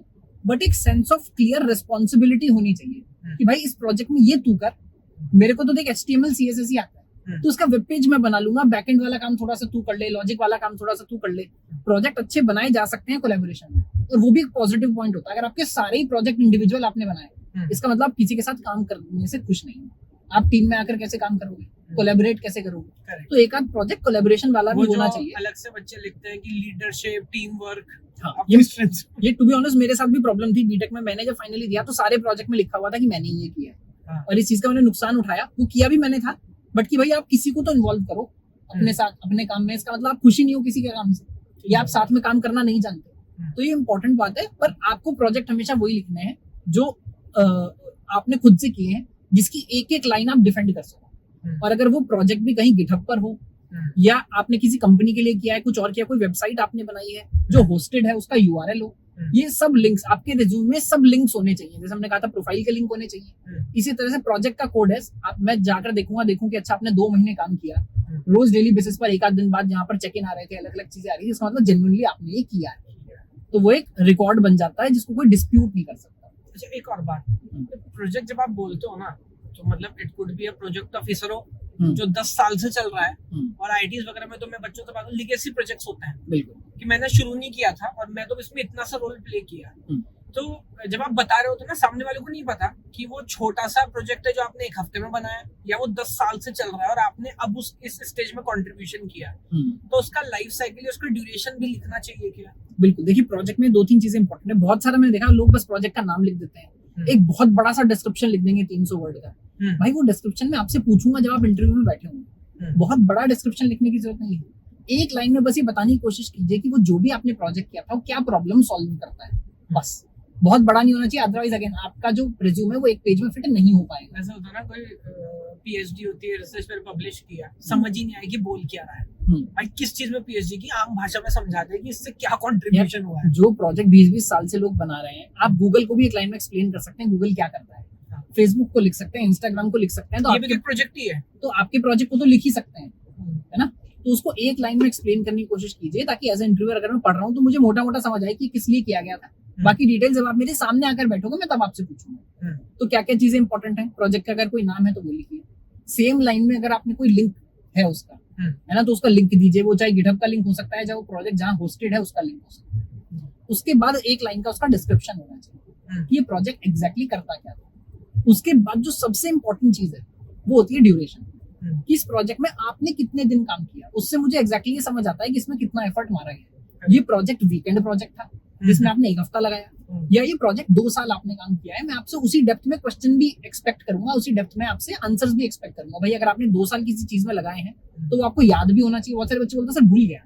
भाई अगर 2 साल कोई काम किया था तो पूरा नहीं भूल सकते आप, उसको नहीं भूल सकते ना। 2 दिन काम किया था तो मैं मान सकता हूँ जेन्युइन की चलो आप अभी भूल गए होंगे, आपको वो डिटेल याद नहीं। तो वो ड्यूरेशन बहुत इंपॉर्टेंट है कि कितना समय आपने प्रोजेक्ट्स में लगाया है। जब आप ड्यूरेशन लिखते हैं तो आपको खुद ही लगता है यार अब मुझे रोल भी लिखना है ना। तीसरा मैंने कहा रोल लिखना जरूरी है। इसरो वाला एग्जांपल ले रहे, भाई आपने इसमें क्या किया, चांद पर तो चला गया वो, आपने कोई सैटेलाइट भेजा चांद पर तो चला गया, आपने क्या किया था उसमें, आपने पेंट किया था, आपने नेविगेशन सिस्टम बनाया था, आपने एग्जैक्टली जिस चीज पर काम किया वो रोल लिखना जरूरी है। ताकि जब मैं क्वेश्चन पूछूं आप तब ये ना बोले नहीं नहीं सर ये तो दोस्त ने किया था, मैंने तो इस चीज पर काम किया। दिस इज आल्सो इम्पोर्टेंट कि नाम बड़े बड़े कई बार हो जाता है। बच्चे ने इंटर्नशिप की BSNL में, इधर उधर होता सर्टिफिकेट वाली प्रोजेक्ट भी बड़ा बड़ा लिख दिया, किया कुछ नहीं। तो हमारा एक फ्रेंड था 5th-6th क्लास में, हमें पता लगा कि उसके फादर CBI में है। CBI में जैसे आजकल ED है, वैसे तो CBI अब भी लोग जानते हैं ना। तो CBI में आज कोई बोलते मेरे पापा ED में है, थोड़ा बीजेपी ने ईडी को थोड़ा ज्यादा पॉपुलर कर दिया आजकल। हाँ, तो सीबीआई में बहुत हम यार, इसके फादर सीबीआई में, आधे स्कूल के टीचर, इसके फादर, एक एक इम्प्रेशन ऑरा हो जाता है। ऑरा होता है सीबीआई में। 12th क्लास में फेयरवेल में हमें पता लगा इसके पापा सेंट्रल बैंक ऑफ इंडिया में cashier. CBI mean central bank of India. तो आपका बेटा क्या करता है? बेटा पीडब्ल्यूडी में है, क्या है, माली है। तो पीडब्ल्यूडी में है, बस वो नाम बोल रहा है बार बार, बट सही बात है कि उसमें आपका क्या कंट्रीब्यूशन है। अगेन यहाँ पर आपको वो चीजें लिखनी है जिससे आपको एडवांटेज मिले। जैसे उस बच्चे को कम से कम 6 साल तो एडवांटेज मिला इस बात का कि भाई उसके पापा सीबीआई में, बट साथ साथ फ्रॉड बाजी नहीं करनी है, झूठ नहीं लिखना है, क्योंकि वो जहां पकड़ा जाएगा वहीं आपका इंटरव्यू खत्म हो जाएगा, है ना।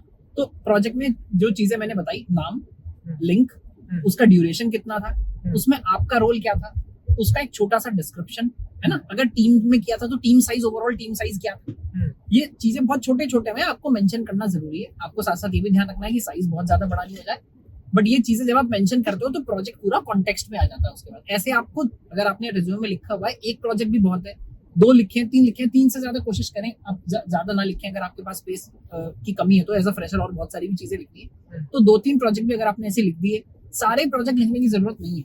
अगेन प्रायोरिटाइज करना है। अगर मैं किसी को सिर्फ 2 प्रोजेक्ट अपने बारे में बता पा रहा हूँ तो वो कौन से होने चाहिए। बाकी आप इंटरव्यू बैठकर बता सकते हैं कि सर मैंने और प्रोजेक्ट्स भी किए हैं, है ना। एक लिंक्डइन भी बहुत अच्छी जगह होती है इसकी, कि आपका काइंड ऑफ वो एक डिटेल्ड रिज्यूमे है। आप लिंक्डइन पर सब कुछ मेंशन करें और लिंक्डइन का लिंक भी लगाएं। आपको लग रहा है मेरा रिज्यूमे तो 5 पेज का होना चाहिए, लिंक्डइन पर सारी डिटेल होगी। जो हमने ऊपर प्रोफाइल सेक्शन की बात की थी, अगर मेरे पास समय है एज एन इंटरव्यूअर, मैं आपको सीरियसली डबल क्लिक करके देखना चाह रहा हूँ कि ये बच्चा इसने क्या किया है, तो मैं आपके लिंक्डइन प्रोफाइल पर जाकर फिर डिटेल में देख सकता हूँ आपने क्या क्या प्रोजेक्ट किए हैं, क्या क्या किया। बट जो आप पहली नजर में मुझे दे रहे हैं वो 1 पेज होना चाहिए, जिससे मुझे समझ आ जाए कि आपने क्या किया है क्या नहीं। ठीक है। तो अगर मैं कंक्लूड करूं एक बार, क्योंकि this is very very important section, सबसे इंपॉर्टेंट सेक्शन यही है, प्रोजेक्ट। बिल्कुल। तो अगर आप अभी 3rd ईयर में हैं या फाइनल ईयर में जस्ट आए हैं, तो आपके पास अभी मौका है, इस पे काम मत करो, वरना कम से कम शुरुआत के करियर के 4, 5, 6 साल तो झूठ बोलना ही पड़ेगा बार बार, है ना, which is not a good thing. और एक कोई अच्छा दोस्त मिल जाए जिसको थोड़ी नॉलेज हो तो बहुत बढ़िया है, वरना छोटा भी बनाओ, बेसिक भी बनाओ, बट जेन्युइन बनाओ, जिसको आप अच्छे से डिफेंड कर सको। ऑब्वियसली एग्जामिनर ये नहीं देखना चाह रहा कि आपका जो प्रोजेक्ट था उससे सोसाइटी में क्या कंट्रीब्यूशन आया, या वो किसी कंपनी में प्रोफेशनली चल रहा है कि नहीं चल रहा, कुछ भी किया हुआ, है ना, दैट इज इम्पोर्टेंट। उसके अलावा जो कुछ स्पेसिफिक चीज हमने बताई है कि जो लिंक्स वगैरह है वो आपको बताना है, ड्यूरेशन बताना है, अपना रोल बताना है ना, स्मॉल डिस्क्रिप्शन, बहुत ज्यादा नहीं लिखना, वो भी एक लाइन, वो भी एक, जैसे मैं बोलता हूँ, नॉन टेक्निकल आदमी को समझ आए। हाँ बिल्कुल, है ना, वो चीज होनी चाहिए। कुछ लोग हैं जो अभी हमारे सब्सक्राइबर्स हैं जो पास आउट्स भी हैं, अभी 1 साल 2 साल काम कर लिया है, and now it's time to look forward कि अभी स्विच करना है, क्या करना है, तो उसमें एक्सपीरियंस सेक्शन भी मेंटेन करना है, उसके बारे में क्या करें। देखिए, जब बिल्कुल जो फ्रेशर्स हैं उनका तो सबसे इंपॉर्टेंट सेक्शन प्रोजेक्ट ही होता है, जो आपका सबसे टॉप पर होना चाहिए। मुझे ऐसा लगता है एजुकेशन भी नीचे होना चाहिए, बाकी सब चीजें नीचे होनी चाहिए। पहला सेक्शन अगेन आप जो फॉर्मेट में शेयर करूंगा उसमें देखेंगे, तो सबसे टॉप पर ये सर ये होना चाहिए कि मतलब अपन एक बढ़िया सा फॉर्मेट बना के डिस्क्रिप्शन में दें, है ना, सो दैट कि कोई कंफ्यूजन ना हो। बिल्कुल, मैं बनाकर उसमें दूंगा और आप बेसिकली अलग अलग तरह से उसको मॉडिफाई भी कर पाएंगे। जैसे मैंने बोला, बहुत सारे सेक्शंस रिप्लेसेबल है। जैसे अगर आपको वर्क एक्सपीरियंस हो गया है 2-3 साल का, 4 साल का, तो फिर वो जो प्रोजेक्ट वाला सेक्शन है वो आपके एक्सपीरियंस में कन्वर्ट हो जाना चाहिए। आप एक आध, अगर आपका पर्सनल प्रोजेक्ट कोई बहुत अच्छा है तो फिर भी प्रोजेक्ट मेंशन कर सकते हैं, बट फिर आप उन प्रोजेक्ट के बारे में बात करते हैं जो आपने प्रोफेशनली किए हैं, क्योंकि then again as an employer अब मेरे लिए इंपॉर्टेंट है कि जहां आपने जॉब किया उसके प्रोजेक्ट पे भी ध्यान दिया है या नहीं। कल को आप मेरे प्रोजेक्ट पे भी ध्यान दोगे, अपने पर्सनल प्रोजेक्ट ही करते रहोगे, है ना। तो यहाँ पर आपको ये बताना है कि मैंने किस कंपनी में काम किया, फिर सेम चीज बिल्कुल एग्जैक्टली जैसे आपने प्रोजेक्ट मेंशन किया। That is very important. अगर मैं किसी कंपनी में काम कर रहा हूँ और मैंने फ्रीलांस कुछ काम किया, मून लाइटिंग जिसे आजकल बोलते हो, किया, तो फिर मेंशन नहीं करें। नहीं, देखिए कर सकते हैं। मोस्ट ऑफ द लोग आईटी इंडस्ट्री में कम से कम इसको नेगेटिव नहीं मानते हैं कि आपने साथ में अलग से कुछ काम किया है। कुछ ट्रेडिशनल कंपनीज इसको बेसिकली माइंड कर भी सकती हैं, बट आपको ये क्लियरली बताना है कि या तो मैंने ब्रेक में किया है, लाइक अ पैशन प्रोजेक्ट, है ना, कि इट्स नॉट लाइक कि मैंने पैसे के लिए किया है, इस तरह से उसको करना है। करेक्ट, हाँ, उसको आप थोड़ा सा मॉडिफाई कर लो, थोड़ा सा चेंज कर लो कि भाई मैंने सीखने के लिए किया था, नई टेक्नोलॉजी थी, या बेसिकली कोई प्रॉब्लम मैं सॉल्व करना चाह रहा था, वो प्रॉब्लम सॉल्व करने के लिए मैंने किया। प्राइमरी मोटिवेशन वहाँ पैसा ना दिखाया, भले ही आपने पैसे के लिए भी किया। तो जैसे मैं कह रहा था कि अगर आपको एक्सपीरियंस है तो अब जो प्रोजेक्ट है उसकी जगह पर टॉप सेक्शन क्या आएगा, एक्सपीरियंस आएगा। यहाँ पर भी मोटा मोटा सेम चीजें रहेंगी। यहाँ पर पहले आप कंपनी का नाम लिखेंगे, अगर कंपनी बेसिकली जानी जा रही है, वेबसाइट है, जिस प्रोजेक्ट पर स्पेसिफिकली आपने काम किया वो प्रोजेक्ट कहीं पर लाइव है तो उस प्रोजेक्ट का आप लिंक देंगे। यहाँ पर जनरली ऐसा होता है कि गिटहब का लिंक तो आप नहीं दे सकते, मोस्ट ऑफ द कंपनीज का जो कोड आपने लिखा होगा वो प्राइवेट होगा, तो कोड तो आप नहीं दिखा पाएंगे। बट मान लीजिए मैंने अमेजोन के सेलर सेंट्रल पर काम किया, जहाँ सेलर आकर रजिस्टर करता है, तो आप उसी का लिंक दे दें। उसके बाद थोड़ा सा बताना आसान हो जाता है कि मैंने इसमें अंदर आकर क्या काम किया, है ना। कई बार पब्लिक आप नहीं भी दिखा पा रहे हैं तो कंपनी की जनरल वेबसाइट दे दें कि मैं जाकर देख पाऊँ किस लेवल की कंपनी में इसने काम किया।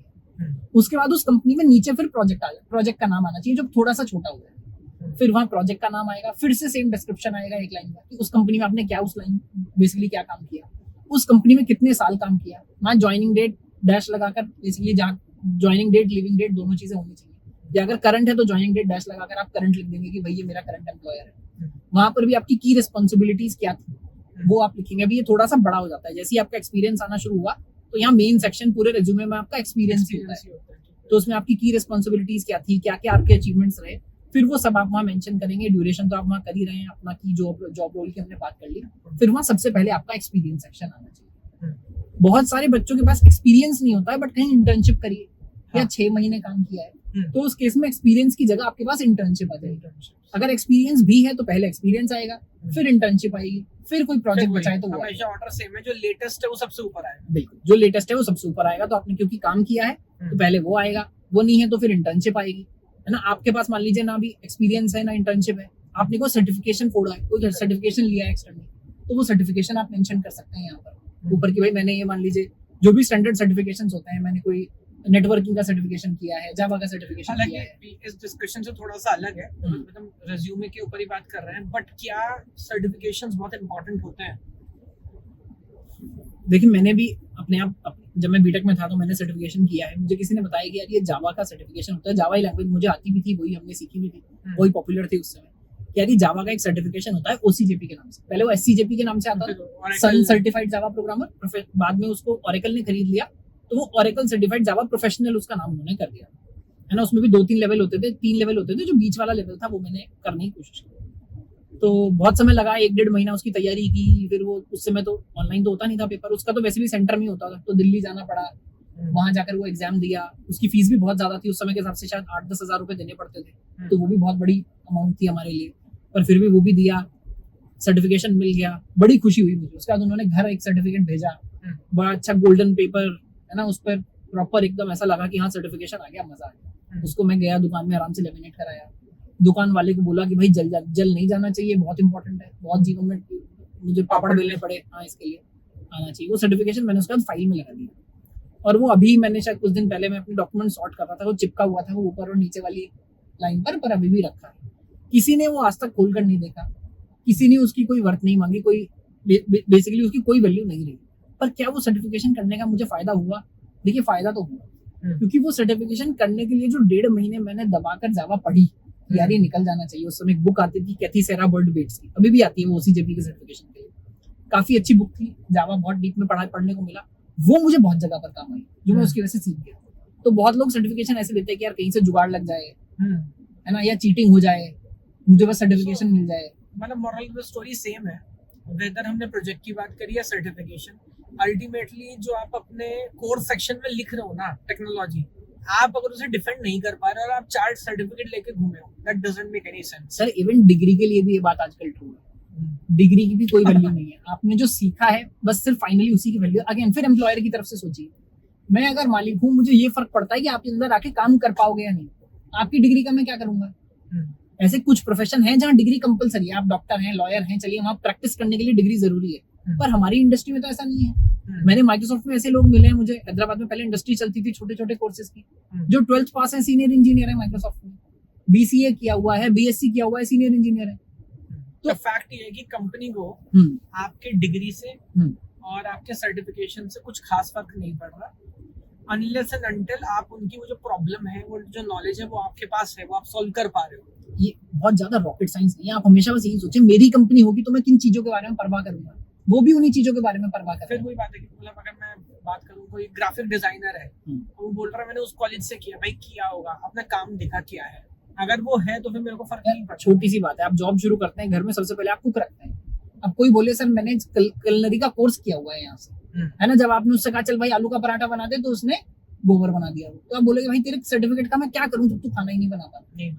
अगर कोई खाना बहुत अच्छा बनाना जानता है तो सर्टिफिकेट हो या नहीं, आप बोलोगे भाई इसी से बनवाना है, ये बहुत अच्छा है। तो आप हर जगह वही देखें, जिसको काम आता है उसके वो एम्प्लॉयबल है, जिसको काम नहीं आता वो एक पॉइंट बाद एम्प्लॉयबल नहीं है आज के टाइम। उसके अलावा जैसे हमने बात कर ली कि इंटर्नशिप्स हैं, सर्टिफिकेशंस हैं, खासकर हम फ्रेशर बच्चे की बात कर रहे हैं, और क्या क्या ऐसी चीजें हो सकती है जो मेंशन कर सकते हैं वहाँ पे? अगेन अगर आपके पास अभी एक्सपीरियंस नहीं है, आपके पास इंटर्नशिप नहीं है, सर्टिफिकेशन नहीं है, आपने कहीं पर कोई वर्कशॉप अटेंड करी हो, वो आप लिख सकते हैं। कॉलेजेस में आजकल ऑनलाइन बहुत सारे हैकाथॉन्स होते हैं, आपने वहाँ कहीं पे पार्टिसिपेट किया। जैसे मेरा अभी एक स्टूडेंट है, उसने भी मुझे मैसेज किया कि सर जो ऑल इंडिया अभी शायद मोदी जी ने कोई इंडिया हैकाथॉन स्टार्ट किया है, हाँ, तो स्टार्टअप इंडिया या कुछ ऐसा कोई हैकाथॉन था, उसने बोला सर मेरा पूरे इंडिया में उसमें 3rd रैंक आया है, मेरा और हमारी टीम का। तो अब ऐसे में बहुत अच्छी अचीवमेंट हो जाती है। आपने किसी हैकाथॉन में किया है तो वो आप वहाँ पर डाल सकते हैं, सिर्फ पार्टिसिपेट किया वो भी कर सकते हैं, वो भी नहीं कोई ऑनलाइन कोर्स आपने अटेंड किया है। अगेन देखिए प्रायोरिटी है, मुझे रखना एक ही पेज है ना, अगर मेरे पास कुछ नहीं है भरने के लिए तो मैं ये लिख दूंगा, पर प्रायोरिटी यही होनी चाहिए, एक्सपीरियंस है तो एक्सपीरियंस, नहीं तो इंटर्नशिप, नहीं तो प्रोजेक्ट, नहीं तो सर्टिफिकेशन, वरना वर्कशॉप्स, हैकाथॉन, कोर्सेज। जिसके पास ये कुछ नहीं होता वो बच्चे लिखते हैं my strength and my weakness, वो भी एक इम्पोर्टेंट पॉइंट है। देखिए ये भी एक वो बॉर्डर लाइन वाला सेक्शन है जो मुझे ऐसा लगता है कि आपको एलिमिनेट कर देना चाहिए अपने रिज्यूमे से। नहीं लिखना, बिल्कुल नहीं लिखना आपका स्ट्रेंथ। तो ये लोग सच में अभी भी क्लीशे बट पूछते हैं क्या टेल मी योर 3 और 5 वीकनेसेस। और देखिए जो इंटरव्यूअर सड़ चुका होता है ना, बहुत बार मैंने देखा है कि जिसने बहुत ही ज्यादा इंटरव्यू ले लिए हैं, स्पेशली सर्विस बेस्ड कंपनीज में मैंने ऐसा देखा है, और उस वहां पर इंटरव्यू की जनरली जो लेंथ होती है ना वो भी 5 से 10 मिनट होती है। तो उनका स्टैंडर्ड होता है वो एचआर आएगा, जो एचआर इंटरव्यू ले रहा है, बेसिकली टेक्निकल आदमी इंटरव्यू ले ही रहा है, वो आपसे आकर पूछ सकता है कि भाई आपकी स्ट्रेंथ क्या है, वीकनेस क्या है। उस केस में आप याद कर लें कि क्या क्या बेसिकली 2-4 चीजें मुझे बतानी है, बट पॉइंट ये कि उसको अपने रिज्यूमे में आप मेंशन मत कीजिए, वो अगेन बहुत इंपॉर्टेंट जगह है जो वो घेर रहा है। अच्छा वो होता क्या है, सबकी फिर स्ट्रेंथ वीकनेस सेम होती है। आपकी वीकनेस क्या है, सर मैं बहुत ज्यादा हार्ड वर्किंग हूँ, ये मेरी वीकनेस है, मैं चीजों को बहुत ज्यादा सीरियसली ले लेता हूँ। वीकनेस में भी आप स्ट्रेंथ ही लिख रहे हैं, बहुत लोग उसको बड़ा स्मार्ट समझते हैं, सब यही कर रहे हैं कि मैंने वीकनेस को लिखी है जो एक्चुअली मेरी सारे स्ट्रेंथ पॉइंट्स आप ऊपर सब कर चुके हो। अल्टीमेटली वो यही तो बता रहा है कि तेरी स्ट्रेंथ है कि यार मतलब वहां मैं वर्क को सीरियस ले लेता हूँ, मैं बहुत डीप चला जाता हूँ, मैं परफेक्शनिस्ट हूँ सर, ये मेरी वीकनेस है। तो मुझे भी पता है यार, मैं मतलब इतने बच्चे देख चुका हूँ, रोज मेरे पास तेरे जैसे परफेक्शनिस्ट आते हैं जिनके रिज्यूमे में मिस्टेक्स हैं, है ना। आप बोल रहे हो कि आप परफेक्शनिस्ट हो, है सारी स्पेलिंग गलत, हो सकता है परफेक्शनिस्ट की भी स्पेलिंग गलत लिखी हुई है।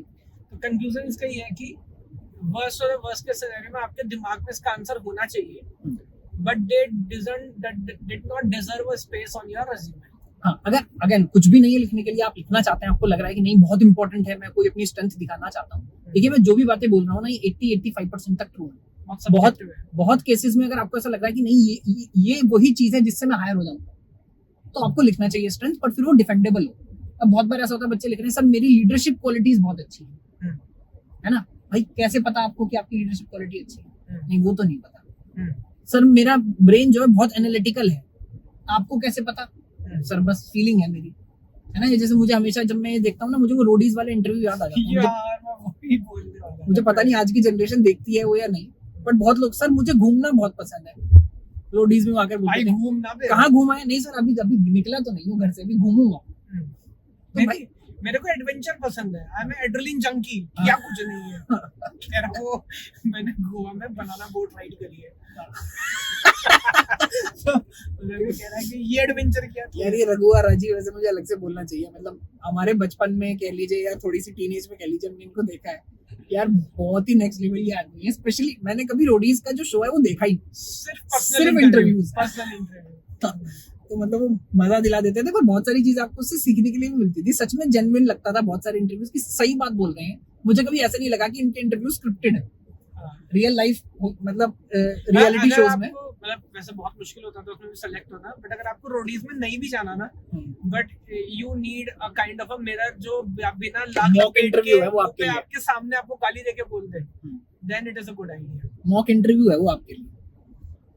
But anyway coming back to the point, अगर आपको अपने स्ट्रेंथ या वीकनेसेस लिखने, वीकनेस तो खैर लिखना ही नहीं चाहिए, बट अगर आप स्ट्रेंथ लिखना चाह रहे हैं तो वो बहुत ज्यादा डिफेंडेबल होना चाहिए विद एग्जांपल्स, कि मेरे को कैसे पता चला, तो आप बताइए कि मेरे को कैसे लगा कि मेरी लीडरशिप क्वालिटी बहुत अच्छी है, या मुझे कैसे लगा कि मेरी कम्युनिकेशन स्किल्स बहुत अच्छी है। मुझे कैसे लगा कि मैं चीजों में क्लैरिटी ले आता हूँ, जैसे बहुत बड़ी स्ट्रेंथ होती है। मुझे ऐसा लगा मेरे करियर में बहुत जगह पर, मैं ऑलमोस्ट जहां से भी निकला हूँ जॉब करके, जैसे कभी आप किसी से फीडबैक मांगते हैं तो ये फीडबैक मुझे हमेशा मिला कि बहुत जगह पर ऐसा होता है, काम मैंने कितना किया नहीं किया वो अलग बात है, कि अगर आप मीटिंग में बैठे हैं तो बहुत लोग क्या करते हैं, कंफ्यूजन ऐड करते हैं और बहुत लोग क्लैरिटी ऐड करते हैं कि आप में उतना सेंस है, आप उतना समझ पाते हैं कि सही क्वेश्चंस क्या पूछने हैं, चीजों को कैसे समझना है, उसके बाद सही फाइनल कंक्लूजन तक, सही डायरेक्शन तक कैसे लेकर जाना है। बट अगेन इसका एग्जैक्ट एग्जाम्पल होना चाहिए, हवाबाजी नहीं।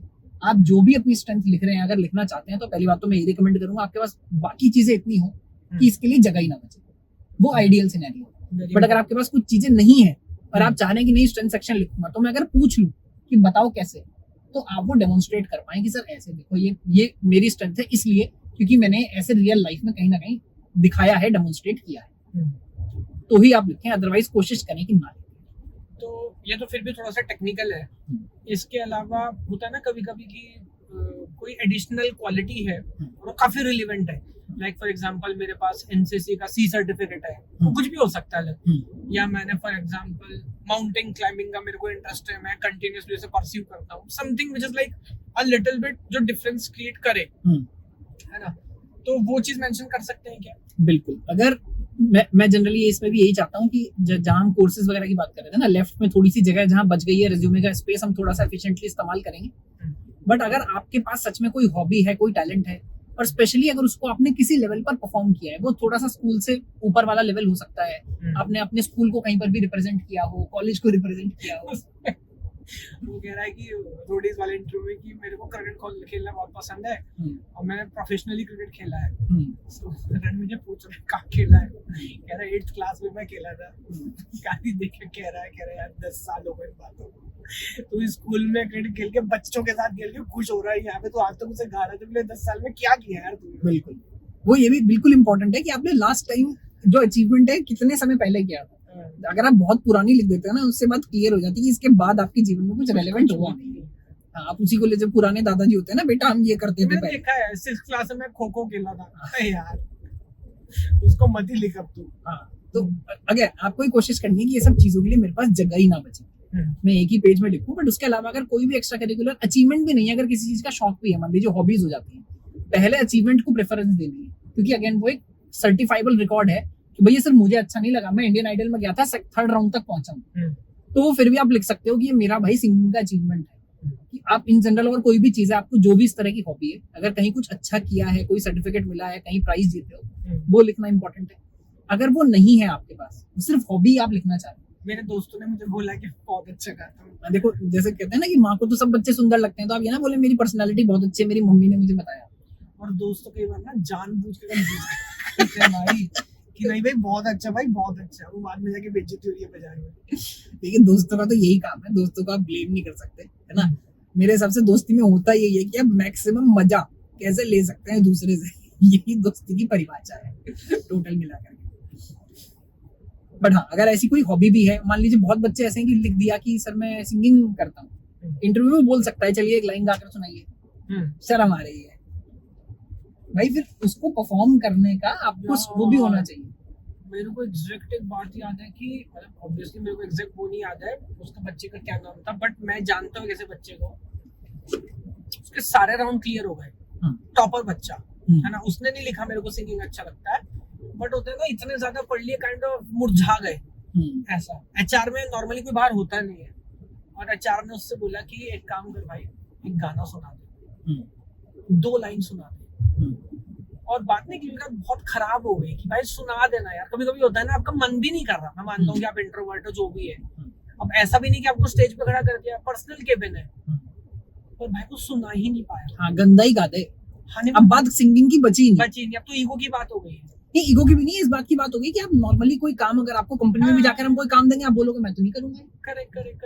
और बात सिर्फ काम करने की नहीं है ना, कल को टीम मीटिंग होगी, क्लाइंट के पास जाना है, 100 काम करना है, वो बंदा रिजेक्ट हो गया, एचआर ने कहा भाई तेरे को नहीं लेके जा सकते, सो सॉरी।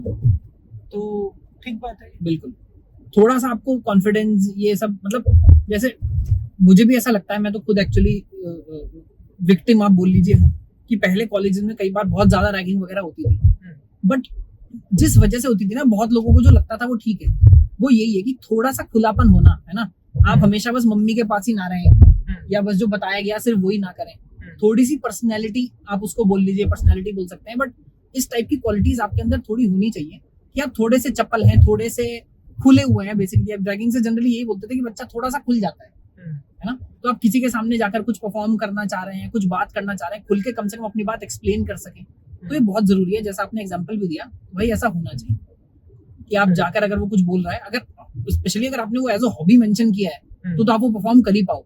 फिर वो आपने डांस लिखा है, सिंगिंग लिखा है, रूबिक्स क्यूब लिखा है, कुछ भी लिखा है ना, आप चेस लिखा है। मैंने कई बार देखा है, जैसे एक बच्चे ने लिखा हुआ था कि मैं बहुत अच्छी चेस खेलता हूँ। तो अच्छे चेस प्लेयर्स हैं, मुझे पता नहीं बहुत लोगों को ज्ञान है या नहीं, बट वो बिना चेस बोर्ड के भी चेस खेल लेते हैं। ये तो गया बना है ना, ये तो दोबारा में एंटर कर लेंगे, बाहर से ही ले लेते हैं, कोई बात नहीं, तो आराम से चलना। करेक्ट। तो उस चीज को फिर आप डिफेंड कर पाओ।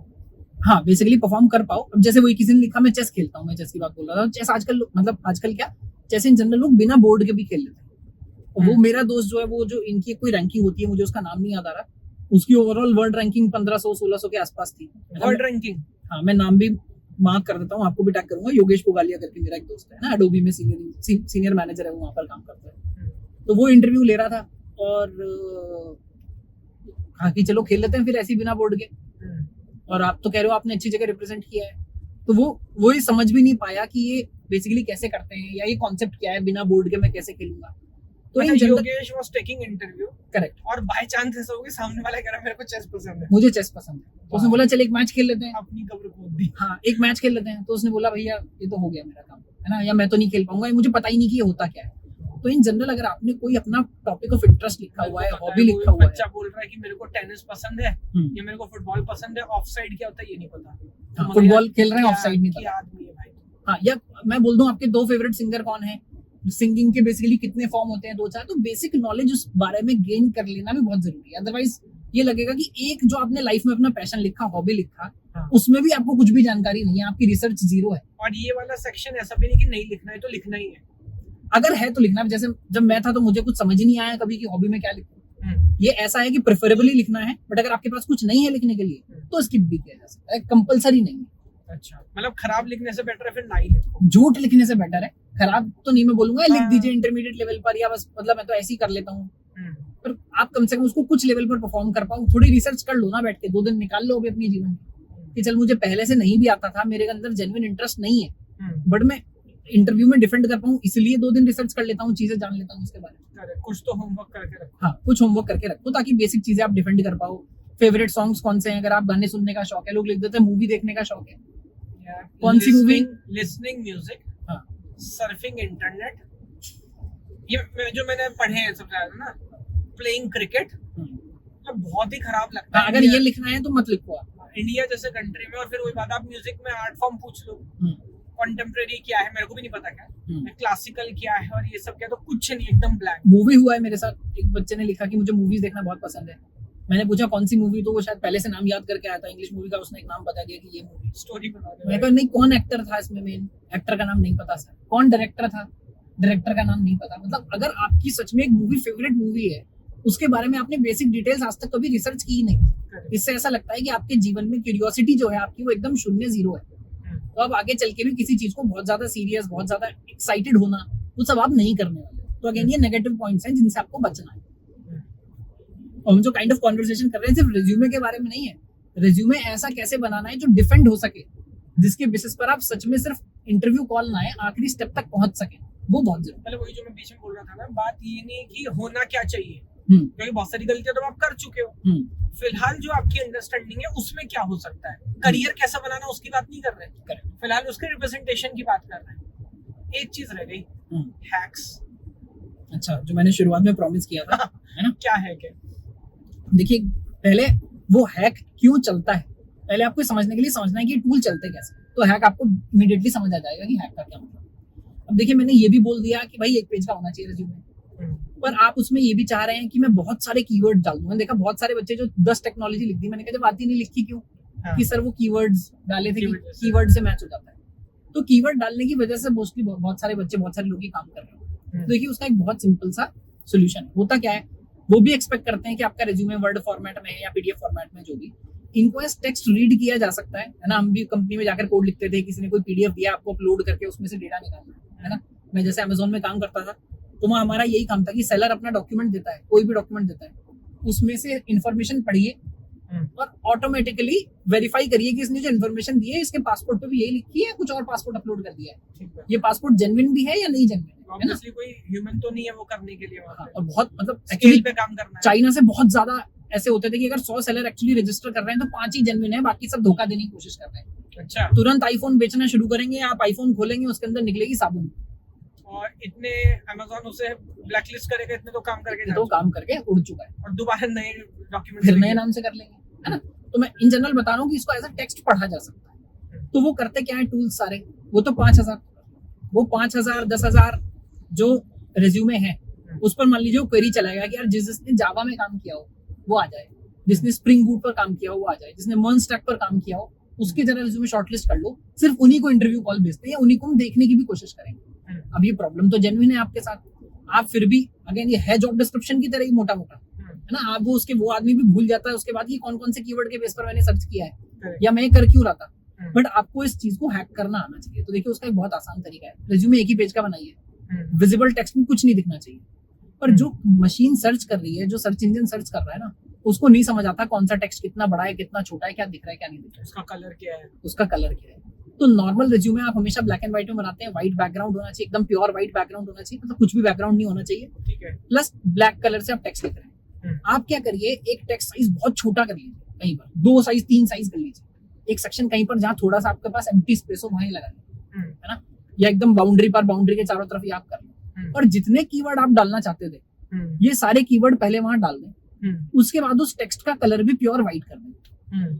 तो अगर आपका रिज्यूमे प्रिंट होगा या कोई अपनी आंख से देख रहा है तो उसको वो कोई भी कीवर्ड नहीं दिखने वाले, बट अगर कोई ऑटोमेटेड टूल से सर्च करेगा तो आपका वो रिज्यूमे वहां पर मैच हो जाएगा कि हाँ इसने जावा लिखा तो है।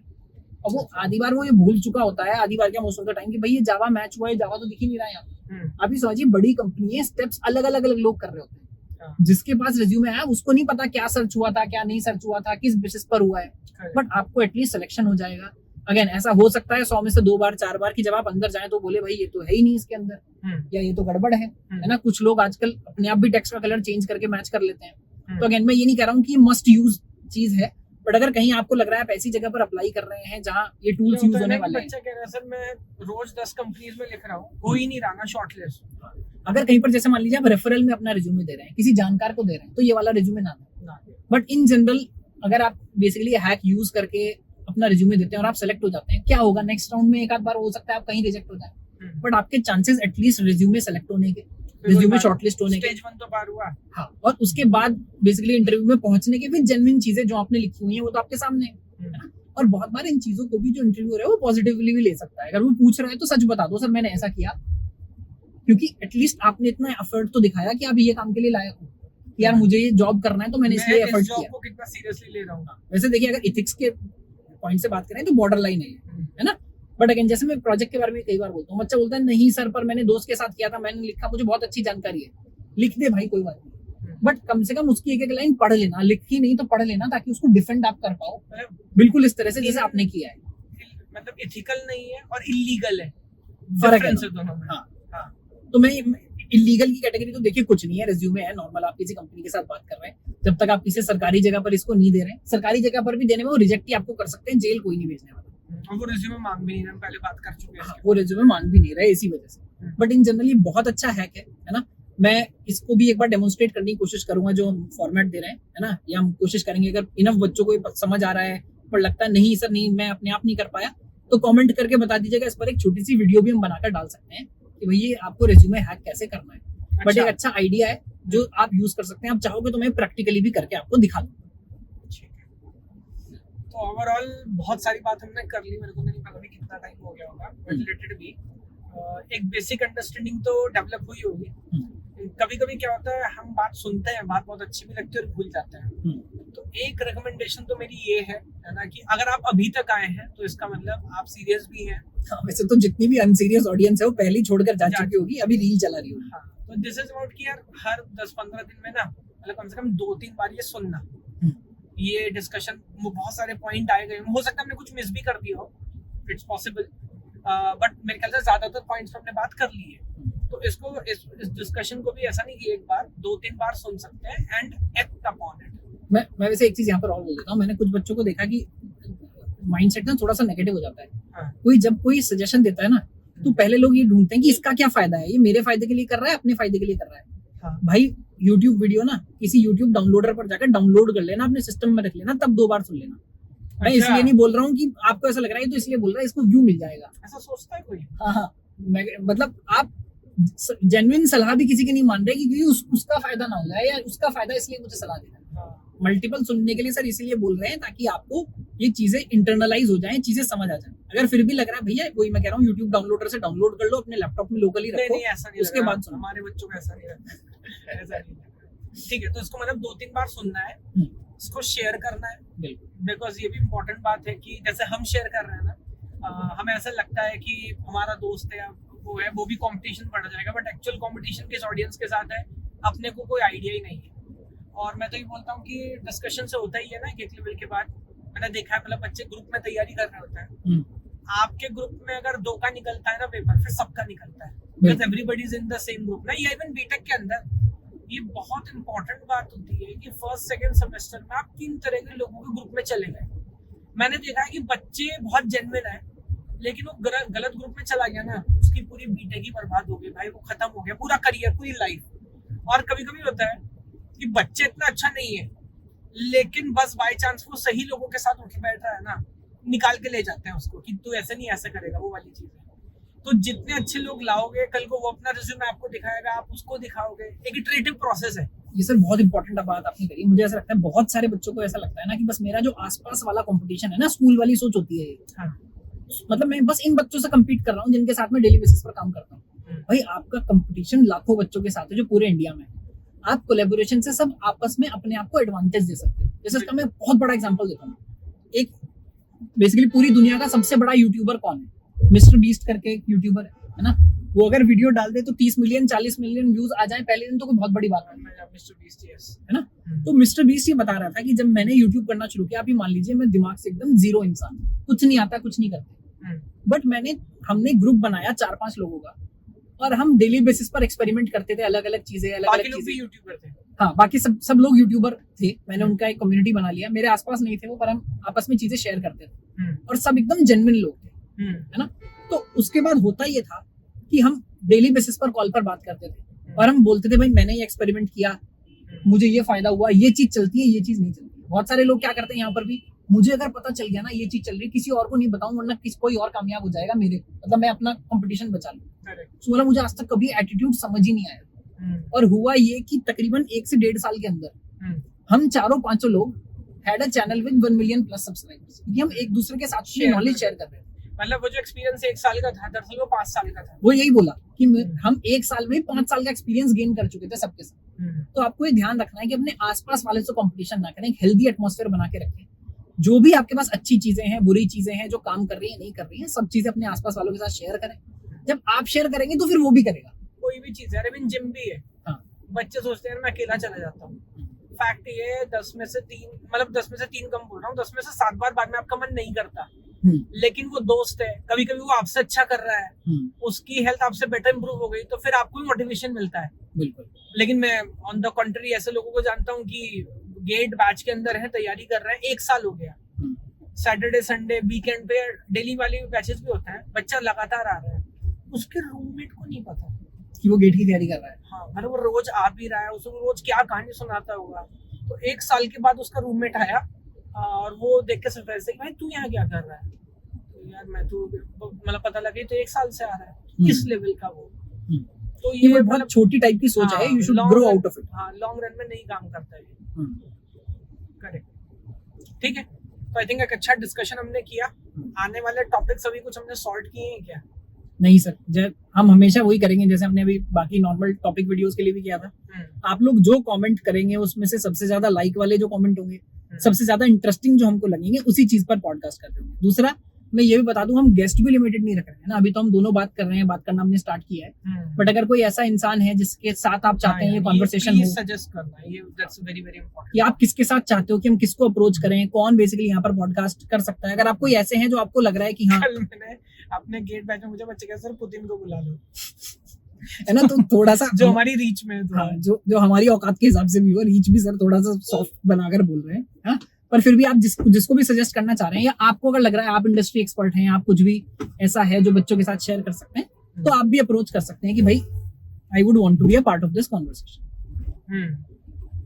ठीक बात है, तो ठीक है, thank you so much for watching this session, और वेट करिए हो कि अगला जल्दी से जल्दी हम ये पॉडकास्ट लेके आएंगे, और बाकी जो बात बताई उनका ध्यान रखें, उनके ऊपर काम करिए। चलिए, थैंक यू सो मच।